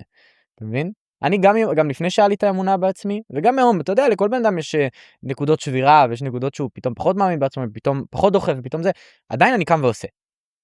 עדיין. זה גם מעניין מה שאתה אומר, תמיד, אבא שלי תמיד אמר לי את זה מנקודה טובה. אבא שלי עובד בעצם בעיריות, עובד בעבודה ציבורית.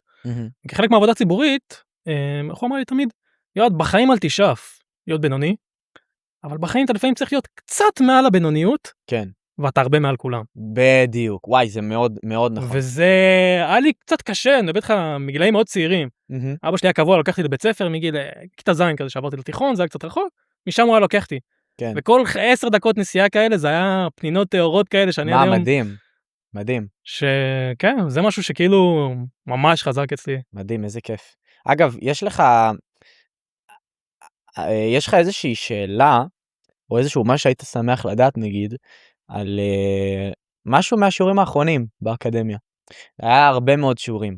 היה על הנדלן, והיה על ריביות, והיה על הלוואות, והיה על השוק של הקריפטו היום, והיה אין ספור דברים, כאילו, עונת הביטקוין, עונת איתריום, הרבה דברים.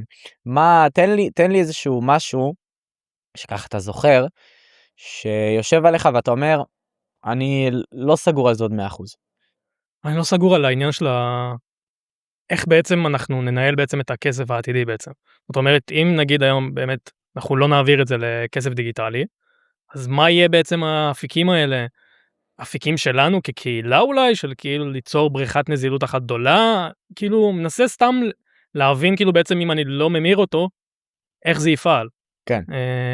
או שזה מה, אני בעצם מלווה לבנק את זה, שהם יוכלו להשתמש עם זה ונותנים לי שכירות על זה, או מנסה להבין כאילו, בדיוק בעולם הזה של מראה שחורה, של אם אתה ממיר אז בסוף כסף שלא הלכה בושים, אז איך זה ייראה? כן. איך כאילו להכין את עצמי נקודות כאלה קטנות. שאלה טובה. אז תראה, קודם כל, ברמה הבסיסית של כל השינוי הזה, אני רואה פה שתי מערכות שהולכות לעבוד במקביל. מתחת לפני השטח, שוב, זה נשמע דרמטי, נשמע זה, אבל זה בפועל הציבור יונגש בצורה מאוד פשוטה, ומאוד קלה. יהיה לך את מערכת החופש, ויהיה לך את מערכת הכבילה. מתחבר למילה קבל, מי שמכיר. מאוד, מאוד, קישוריות מאוד יפה יש פה. אבל ככה זה הולך להיות. יהיו את האנשים שלא צברו נכסים, נכונים היום, והם לא תהיה להם ברירה, אלא להישלט ולהיקבל מהמילה קבילה, על ידי השקל הדיגיטלי, או דולר דיגיטלי, או יורו דיגיטלי, או ין דיגיטלי, לא משנה מאיפה בעולם. אלה מסוג האנשים שגם אם הם לא יעבדו ויקבלו UBI, Universal Basic Income, הכנסה בסיסית אוניברסלית מהמדינה, כל חודש, כי יחליף להם את העבודה, אז הם לא יוכלו בכלל, לא תהיה להם את האפשרות להתעלות לרמת חיים גבוהה יותר. זה לא משנה אם זה אומר להיות עשיר מאוד, או להיות עם 15,000 שקל יותר. הם פשוט לא יוכלו, כי השקל הדיגיטלי הולך להגביל אותם. כי אולי יגבילו להם אותו, לזה שהם בכלל לא יכולים להשקיע. אני חושב, אחד מהדברים העתידיים שאני חושב עליהם, שאני אומר, וואלה, אני לא רואה איך נותנים לנו עוד הרבה מאוד שנים של לקנות קריפטו ככה ולאחסן בארנק קר. לא רואה את זה קורה בהמשך. מה, כמו עולם של היום בן אדם בלי אשראי כאילו לא יכול לחיות? בדיוק, מי שיש יש, מי שיש לו עד לאותה נקודה, מעולה. מי שלא, יסתדר עם השש. זה מה שיהיה לפלח של המעמד הנמוך. עכשיו אגב, למעמד הנמוך הזה יכולים להצטרף אנשים מאוד עשירים היום. האנשים הכי עשירים היום, אמנם לא הכי עשירים בעולם, כי הכי עשירים בעולם מקושרים לדבר הזה והם יודעים, אבל הכסף לא נעלם, הוא רק מחליף ידיים, הוא עובר ביניהם. עכשיו, גם האנשים הכי עשירים מסביבנו, אלה שיש להם פתאום 10 מיליון עובר ושב בבנק, או אפילו 100 מיליון שקל בקופת גמל להשקעה, שמניבה לו 1,000,000 שקל בשנה, אחי, מחר בבוקר, הוא יכול להיות במעמד הכי נמוך שקיים, כי מעמד הביניים נמחק. זאת אומרת, יהיה לך פה, היום יש לך מעמד נמוך, מעמד ביניים ומעמד גבוה. מעמד הביניים, האמצע הולך להימחק, והקרקע הולכת להישמט מתחת לרגליים של, בוא נגיד, 70% מהאוכלוסייה הקיימת בעולם. זה אומר שברגע שהקרקע נשמטת, הם אוטומטית עוברים למעמד הנמוך. למה? כי לקחו להם את המילה שנקראת חופש. את הזכות לחופש, את הזכות לעשות מה שאתה רוצה עם הכסף שלך. חזרה מקודם למה שהסברתי על שקל הדיגיטלי, או על היורו הדיגיטלי. זה הגבלה, זה שוברי קנייה של מה שהמדינה או הבנק המרכזי של אותה מדינה הגדיר לך מראש, לפי מה שהוא חושב שנכון לך. זה לא לפי מה שאתה חושב שנכון, זה לפי מה שהוא חושב שנכון. אתה מבין? אז זה יהיה אחד. לעומת זאת, יהיו אנשים כמוני כמוך, שהשקיעו לפני לעשות הפעולות הנכונות, התמקמו נכון, שרדו את כל התהפוכות נפש, והפיזיות גם שהולכות לקרות בשווקים, וקורות כבר היום.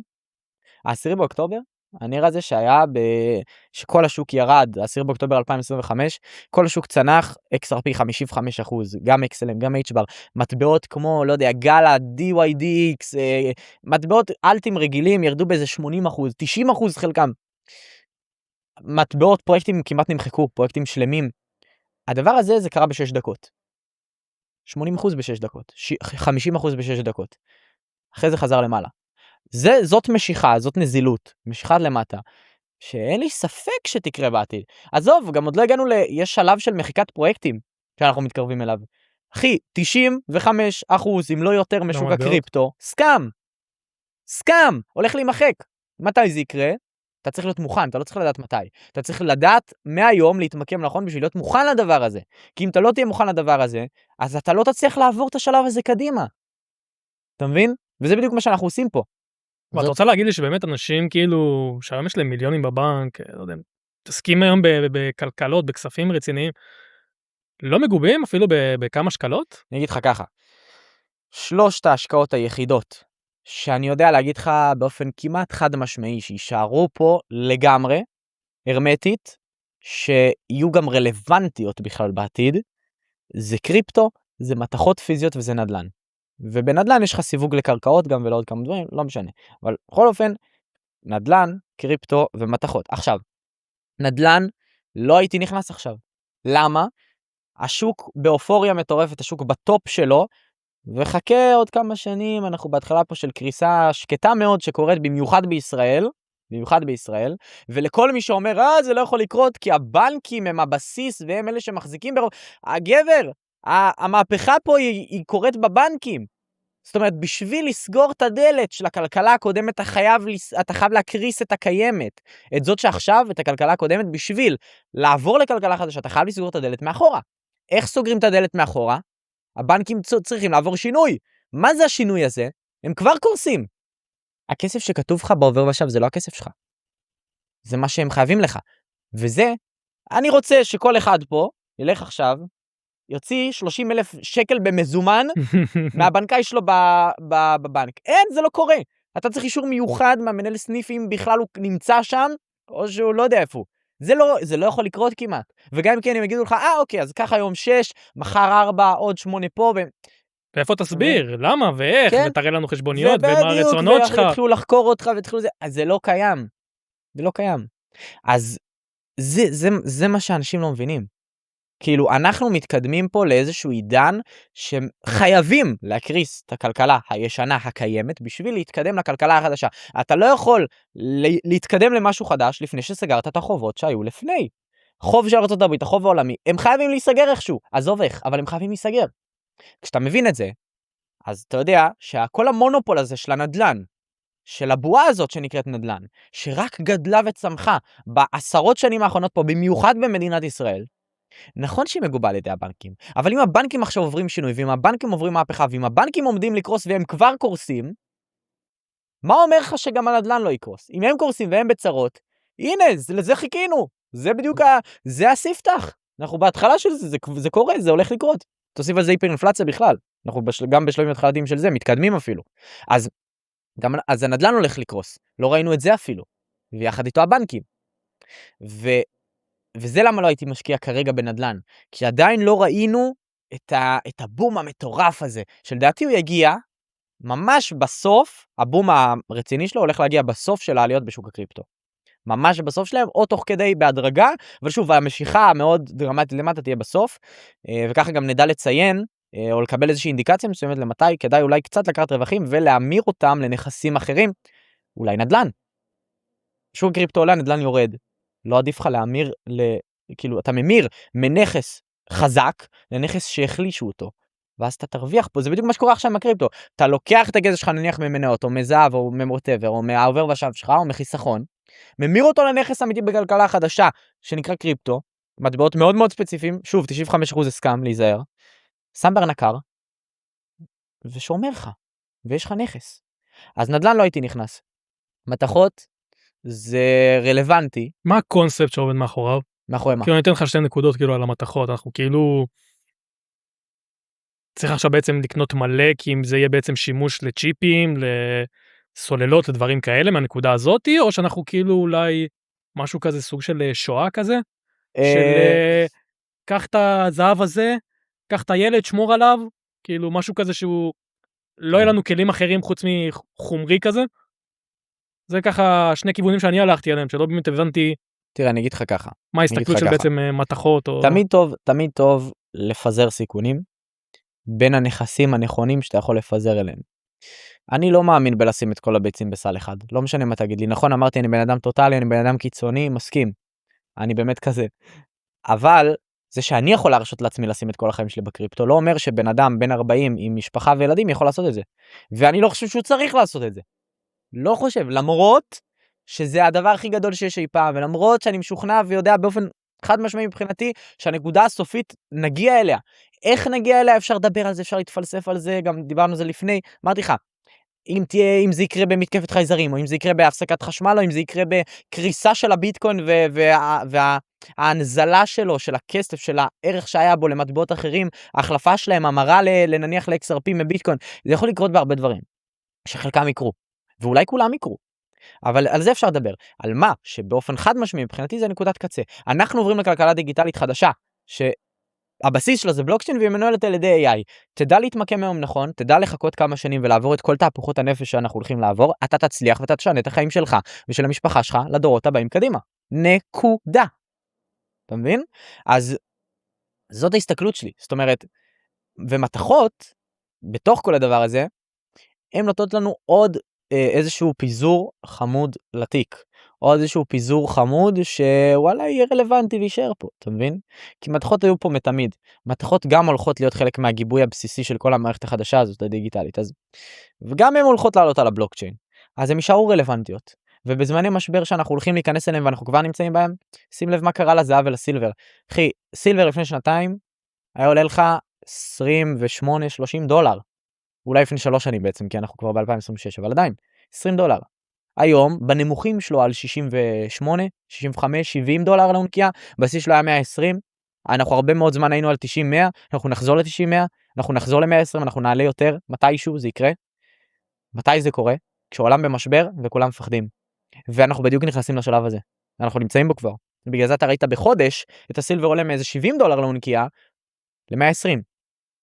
נכון, הייתה צניחה מאוד גדולה אחרי זה, חרטה, זה סתם למראית עין, הדולר לא רלוונטי, הוא לא רלוונטי, בגלל זה אני אומר, המחיר של XRP נגיד היום, הוא יכול על פניו להיות דולר, וכן חשוב להיכנס נניח, לעשות אקיומילציה במחירים גם נמוכים יותר, כי אז אתה מרוויח יותר מטבעות פר כמות כסף ששמת, זה אם היית שם $10,000 היום, אתה לא תקבל אותם מטבעות שהיית שם, כש-XRP $3 או $2, היום אתה תקבל יותר, זה משמעותי, אבל זאת לא המהות, כי המהות זה פשוט שיהיה לך, כי אם לא יהיה לך, אתה תהיה בצרה, אם יהיה לך, אתה תוכל לשנות ולתקן ולשנות את החיים שלך, אבל אם לא יהיה לך, אתה בבעיה, וזה למה אני רוצה גם לגעת בגם שיותר, כי אני מבין שגם אם תשימו את הקצת, לא צריך להיות עשיר, אתם לא צריכים מאות אלפים של שקלים או דולרים, אתם לא צריכים 10,000. שיהיה לך את הזכות לברוח, אתה אומר. כן, לא רק לברוח, זה לא בקטע של בריחה, כן, בוודאי. זה בקטע של להחזיר לעצמך את החופש, להחזיר את העצמאות הפיננסית והתודעתית חזרה אלינו,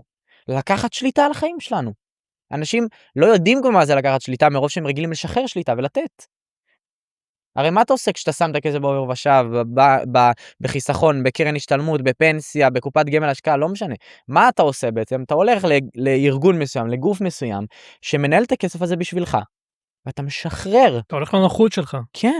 לחלק הכי פשוט שיש. אז עזוב, על זה הם גם לוקחים לך עמלות, ועל זה הם עושים לך כסף מאחורי הגב, ועל זה הם משתמשים בכסף שלך, ושמים צג דיגיטלי, והכסף שלך נותר שם ללא גיבוי, והם בקריסה בכלל מאחורי הקלעים, והם גם על זה לא מודים. אז עזוב, אפילו את זה עזוב. אתה נותן את מה ששלך למישהו אחר? מי אתם? אני רוצה לקחת אליי חזרה. זה שלי. אני מתעסק בזה, ואני אעשה הכי טוב שאני יכול. כי אני מבין את השינוי הזה, אני מבין מה המערכת עוברת. אתה מבין? כן, להיות מנקודה גם של שולט. כאילו שאתה שולט על החיים שלך. גם אם בסוף עשית טעויות, לא פעלת הכי נכון. אני חושב שגם יותר קל לחיות עם זה, שאתה יודע ש... כן. זה לא נקודה של מאשים, שם אצבע, אומר משהו. לקחת שליטה על החיים שלנו, חזרה. כן, זה... אתה מבין? זה חלק אקטיבי מאוד וחשוב. כן. אז אני אשלים אותך פה בעוד איזה משפט. מתחות מבחינתי זה עוד אחלה פיזור, ורק פיזיות. אני לא מתעסק בכלל גם בקריפטו, לא להתעסק בתעודות סל, לא להתעסק בדברים כאלה, זה לא רלוונטי, זה נכון אולי לטווח הקצר, טווח הרחוק לא טוב, לא טוב. להחזיק בארנקים קרים, להחזיק פיזי.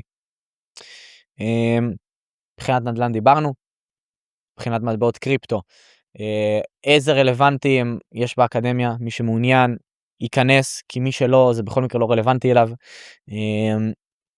וגם לפעמים יש פה ושם, אני גם מעלה לאינסטגרם, אז שווה לעקוב, מה עוד? מניות לא רלוונטיות בעיניי, הן הולכות לעלות על גבי הבלוקצ'יין, אין סיבה להשקיע בזה, והבועה הזאת הולכת להתפוצץ כאילו, אז חזק כביכול, מאוד. מה זאת אומרת? חזק מאוד. באיזה צורה? הבועה של המניות היא מגיעה לפיק שלה בקרוב מאוד, ואני חושב, הסברה שלי, היא שמ-2027 אתה הולך לראות קריסות מאוד לא נעימות במניות, והפינאלה יהיה שנתיים לאחר מכן, כנראה ב-2029. ששם גם אולי תגיע מחיקת פרויקטים בקריפטו, ויהיה בלגנים, אבל שוב, אני לא רוצה סתם לתת תחזיות, כי זה לא רלוונטי, כי מה שבאמת משנה, זה שהדברים הולכים להיעשות. מתי בדיוק? אפשר לדבר על זה גם חודשים, אני יכול, אמרתי לך, 24 שעות אני יכול לדבר איתך על זה, ואנחנו יכולים להתדיין, ואולי להתווכח גם בקטע טוב, וחברי, על מה דעתך, מה דעתי, אפשר לדבר על זה. אבל, שורה תחתונה, הדברים יקרו. זהו, על זה אין ויכוח. אז מניות לא הייתי נוגע, מיותר מאוד לחלוטין, במיוחד שאין לך דרך לקחת את זה לעצמך.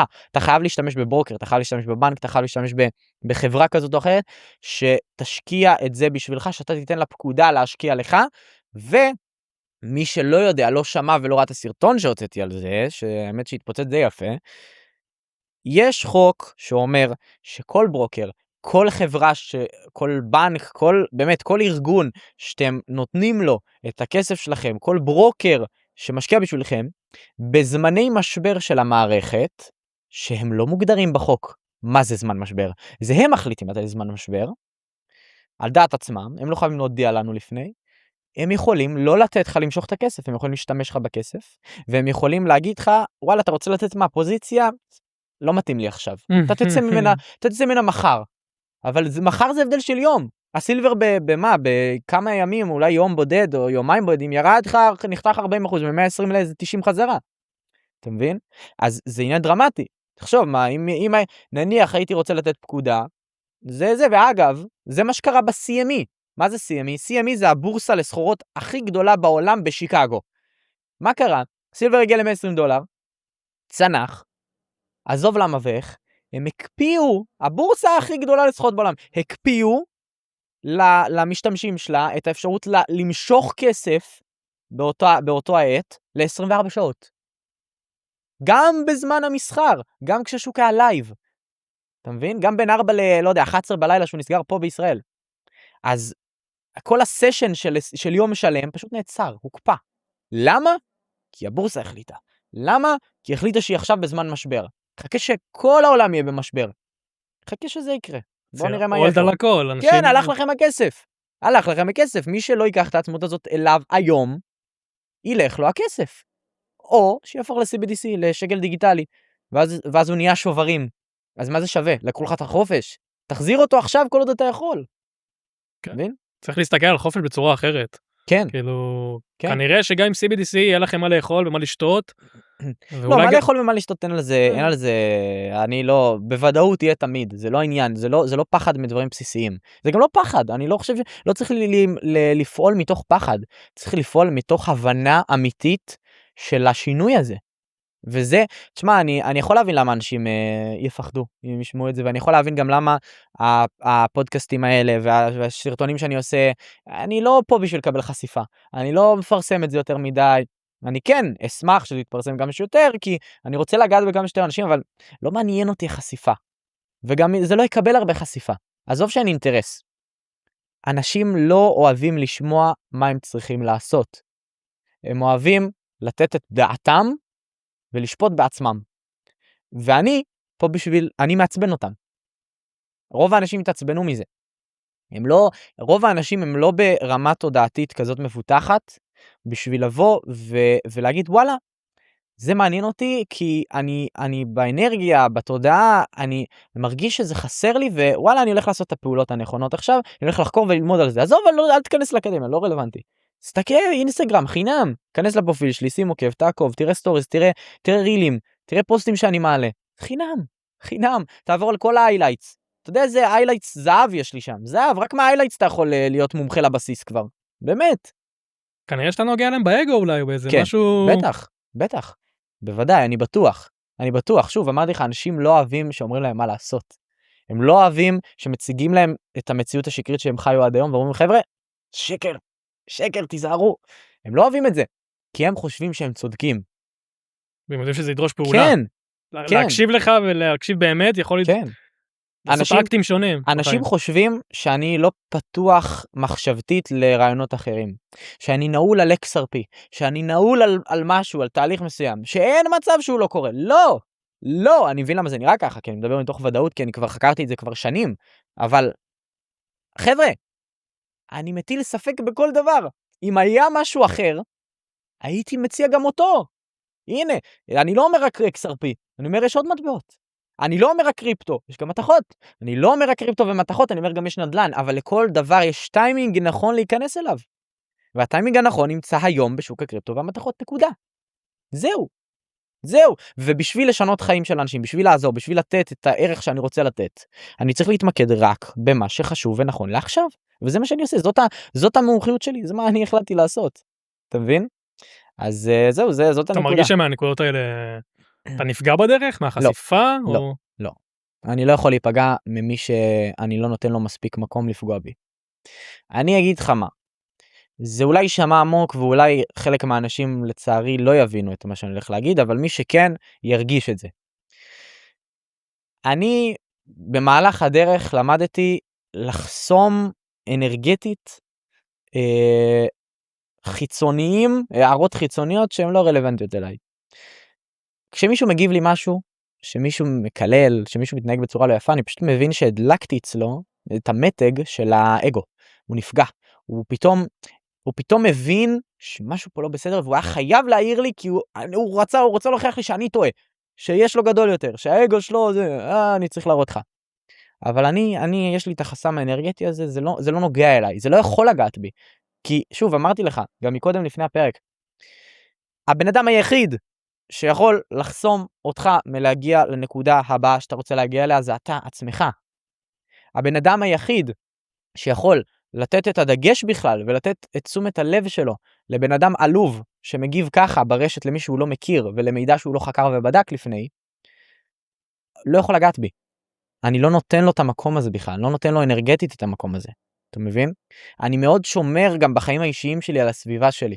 אני לא מכניס אנשים, אין לי, אמיתי, אין לי ככה בפן האישי, אין לי הרבה חברים, אני לא מגדיר הרבה מאוד אנשים כחברים, כי קשה להיכנס למעגל הקרוב שלי. אני לא נותן כניסה.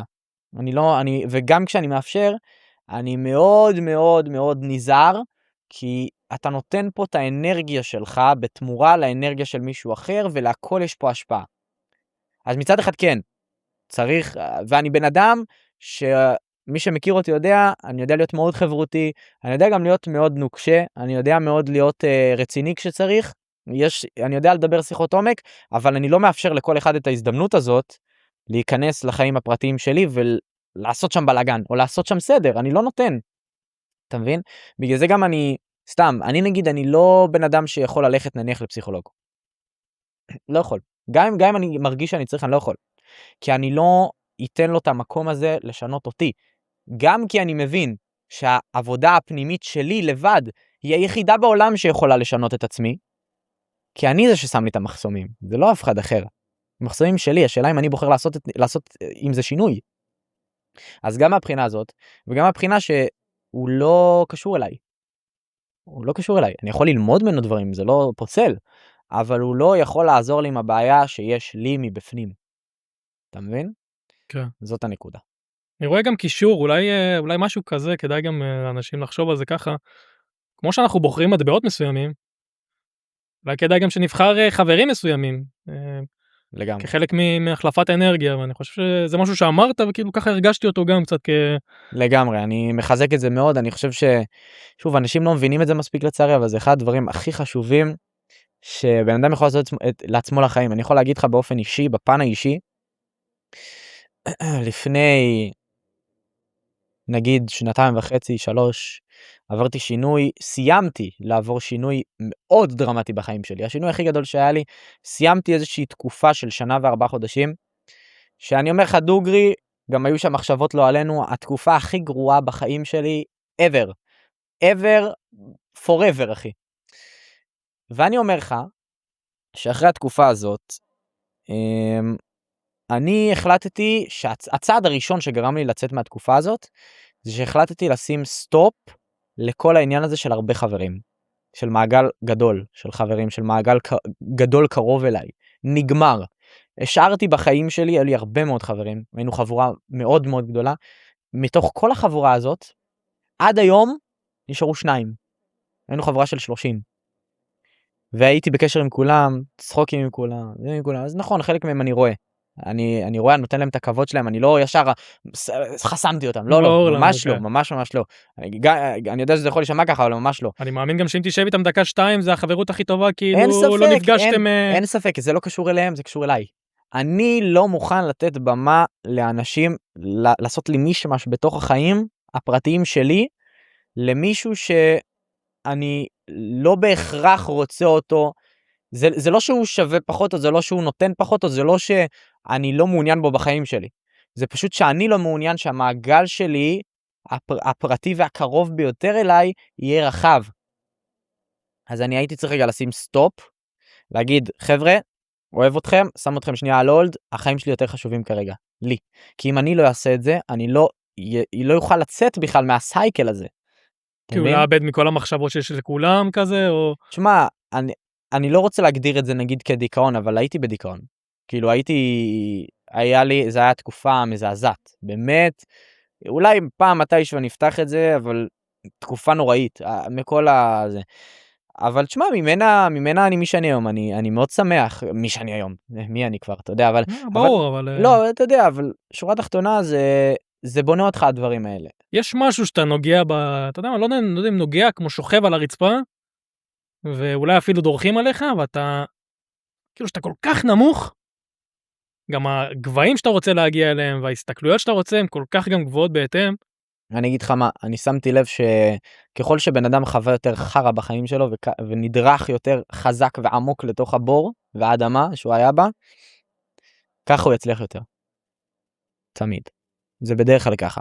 ופשוט, כמו שגם אמרתי לך לפני הפרק, לכל בן אדם יש את הנקודה הזאת בחיים שלו, שבה הוא יפרוץ דרך. יש אחד שיפרוץ דרך בגיל 20, יש אחד שיפרוץ דרך בגיל 30, יש אחד שבגיל 50, יש אחד שגם לא בגילול חיים, אז זה יכול להיות בגילול חיים הבא, והכל בסדר. אבל ככל שתהיה יותר בג'יפה, וככל שיהיה לך קשה יותר, זה לא נכון להישאר בקשה הזה מתוך רצון, לא. תדאג לצאת ממנו. אבל ככל שאתה עובר יותר חרה בחיים, בדרך כלל, אותם אנשים שעברו הכי הרבה חרה נפשי, לא חרה פיזי, יש הבדל. חרה נפשי בחיים, ככל שאתה תעבור יותר, או שעברת יותר, אתה תצליח להגיע למקומות רחוקים יותר. למה?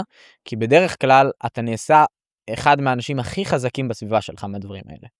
ושוב, זה למה גם אי אפשר להשוות סתם, ואז בן אדם יבוא ויגיד לי, מה, אבל לי הרביצו בבית ספר ואתה רק חווית דיכאון.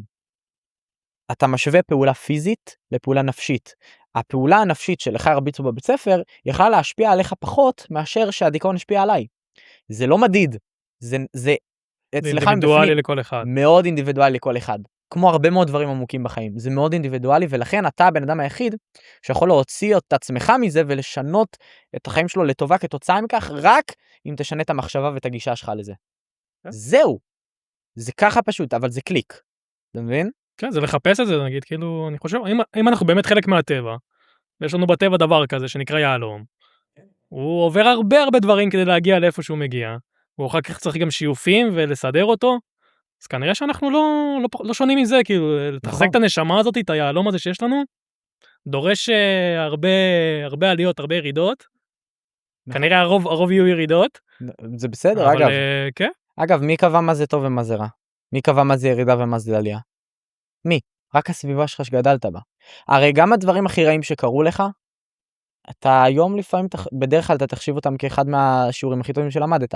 אז נכון, לאותה נקודת זמן זה הרגיש לך חרא. אבל בדיעבד אתה מחשיב את זה כמשהו טוב. רגע, יש פה כשל.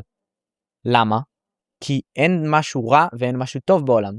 מי שקובע מה רע לך ומה טוב לך זה אתה. זה אתה.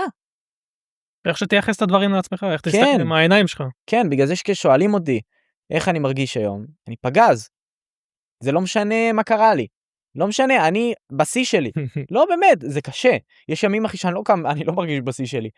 אבל אני עושה את זה בכל זאת, כן? עדיין אומר את זה. כן, אני אומר את זה ואני עושה את זה בכל זאת. בכל זאת. חברה שלי מתחילה לחכות אותי שאני חוזר הביתה. יוד, איך היה? ואז מעולה, הכל סבבה. מעולה, כאילו, הכל סבבה. אני כבר כאילו, כן, די, כן. אני כבר יודעת שזה מה שיהיה. כאילו, כן, גם אם כן. היה לך חרא בעבודה, היה לך טוב, תמיד יהיה מעולה, תמיד סבבה, תמיד דבר טוב. אבל מה שחשוב לשים לב, זה שאתה באמת נמצא שם ברמת ההבנה שלך של למה אתה אומר את זה. זאת אומרת, הרי, אם אתה מחזיר אותי אחורה, כשהייתי חוזר מבית ספר מזמן, שנים אחורה, אז הייתי בא ואומר להורים שלי, תמיד כן, היה כיף. זהו. אבל לא באמת היה לי את ההבנה שיש לי היום לגבי זה. זאת אומרת, לא היה לי אני לא אומר את זה מתוך ידיעה. אני אומר את זה בשביל שיאללה, בואו נעביר את הנושא הזה. כאילו, אתה מבין, היה כיף כמו תמיד, אתה מבין, לא משהו מיוחד.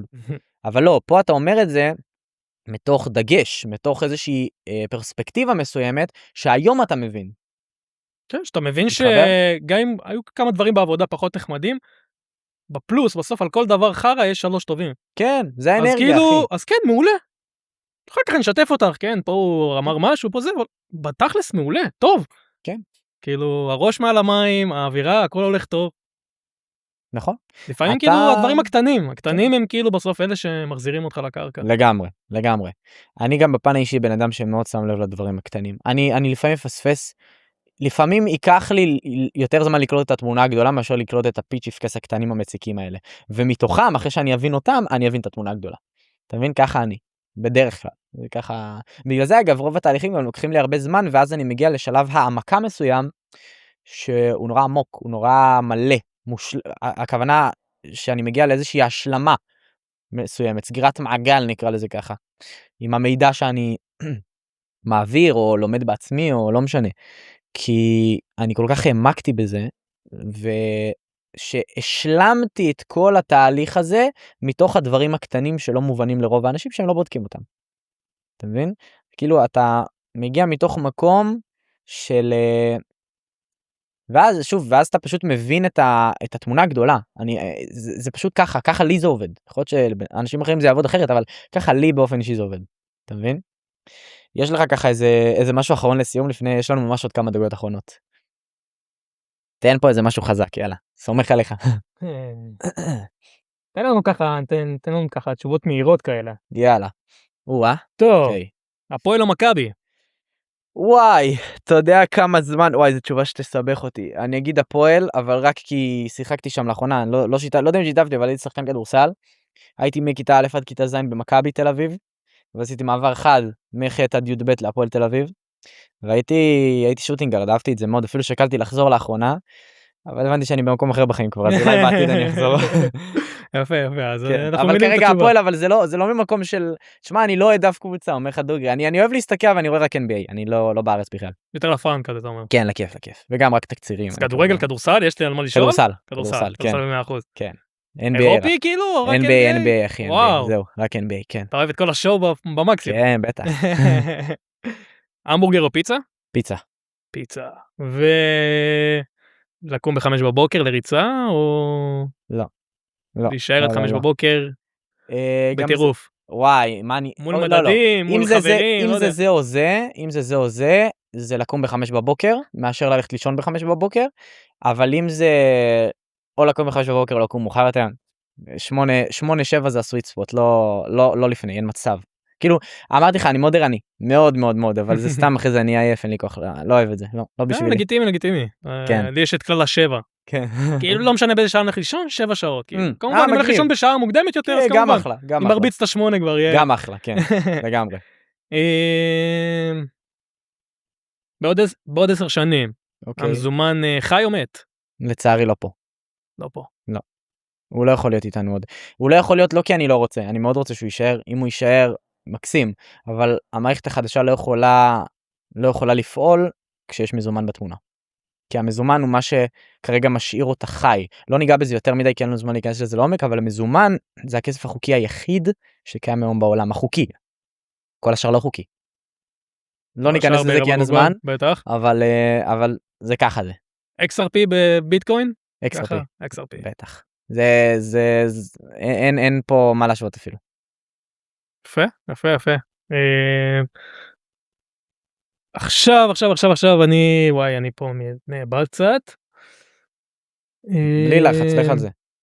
אנחנו בעצם לסיכום בעצם, נכון? כן. אז מה המוטו או המשפט משהו שאתה מרגיש שבאמת ככה תן לנו לסיכום, משהו שמלווה אותך, משהו שהוא בעיניך בייסיק, נגענו פה במלא נקודות, כן. משהו לסכם כזה שאתה יודע שהוא כאילו, זה מה שמוביל לך בבוקר, בלילה. מה שמוביל אותי זה המשפט שאמרתי לך, זה בין היתר, יש לי עוד משפטים, אבל כרגע זה הראשון שעלה לי, ולכן אני אגיד אותו. בשביל לקבל תוצאות קיצוניות בחיים, אתה חייב לעשות פעולות קיצוניות, ובדגש על פעולות, לא מחשבות. מחשבות זה טוב לחשוב, אבל בסופו של דבר, הפקטור שקובע אם אתה תצליח, או אם אתה לא תצליח, זה הפעולות שאתה מחליט לבצע. וכמה מקום נתת לסביבה להשפיע עליך ועל הפעולות שלך. אני משתדל כמה שפחות לתת לזה מקום, אני כן מקשיב, אני כן שומע, ולפעמים זה בהכרח משנה את הסדר פעולות שלי. אבל בסופו של יום, אני פועל לטובת מה שאני חושב שנכון. זה מה שבעיניי, המשפט הוא, בשביל להשיג תוצאות קיצוניות, אתם חייבים לעשות פעולות קיצוניות יותר. זה בעיניי מה שמסכם את זה. והאמת, שיצא מדהים בעיניי. אני חושב שיצא פרק מדהים. יש לך עוד איזה שאלה ככה לסיום, או שמבחינתך אנחנו סגורים? יש לנו את זה. אני שמח מאוד, אני מודה לך. איזה כיף. אז קודם כל, יועד, תודה רבה שאתה כאן. אני מעריך אותך מאוד, וזה ממש לא מובן מאליו שאתה בכלל בחרת לבוא ולהיות חלק בכלל מהפרק הזה. זה אחלה של אבן דרך, גם מבחינתי וגם מבחינתך, אני בטוח. וזה התחלה של סדרה ככה כיפית ומעניינת, שאנחנו נעשה גם עם עוד חברים מהאקדמיה, אבל אתה זכית להיות הראשון. וגם אני זכיתי שאתה תהיה הראשון. אז תודה רבה על זה שבאת, וכיף שהיית מוכן לעשות את זה, והאמת שיצא מדהים. נתנו פה ביחד, גם אני גם אתה, נתנו פה ערך מדהים בעיניי, ואני חושב שמי שהקשיב לנו ונשאר עד לפה, אני בטוח שהוא למד פה משהו שניים חדשים, ואני מקווה שהצלחנו לגעת בכם ושלקחתם איזשהו משהו ככה נחמד מהפרק הזה. אז חברים יקרים שלי, עוד פרק מושלם בפודקאסט המרדף אחר האמת הגיע לסיומו. יועד, אתה תרצה שאני אשים את האינסטגרם שלך או משהו פה בתיאור? כן, אז האינסטגרם של יועד למי שמעוניין יהיה בלמטה של התיאור פה בדסקריפשן של הסרטון הזה. כנ"ל גם ההרשמה לאקדמיה והאינסטגרם שלי, מי שזה רלוונטי לה ומעוניין, אנחנו נשמח לראות אותו בפנים. אנחנו מחפשים אנשים ממש מדהימים ומקסימים וטובים כמו יועד פה, מי שהספיק ככה להכיר אותו מהפרק הזה, ויש עוד המון אחרים שגם הולכים להגיע לנו בעתיד. אז תודה רבה על ההקשבה, זה ממש לא מובן מאליו, אוהבים ומעריכים אתכם המון, ואנחנו נתראה בפרקים הבאים של פודקאסט המרדף אחר האמת.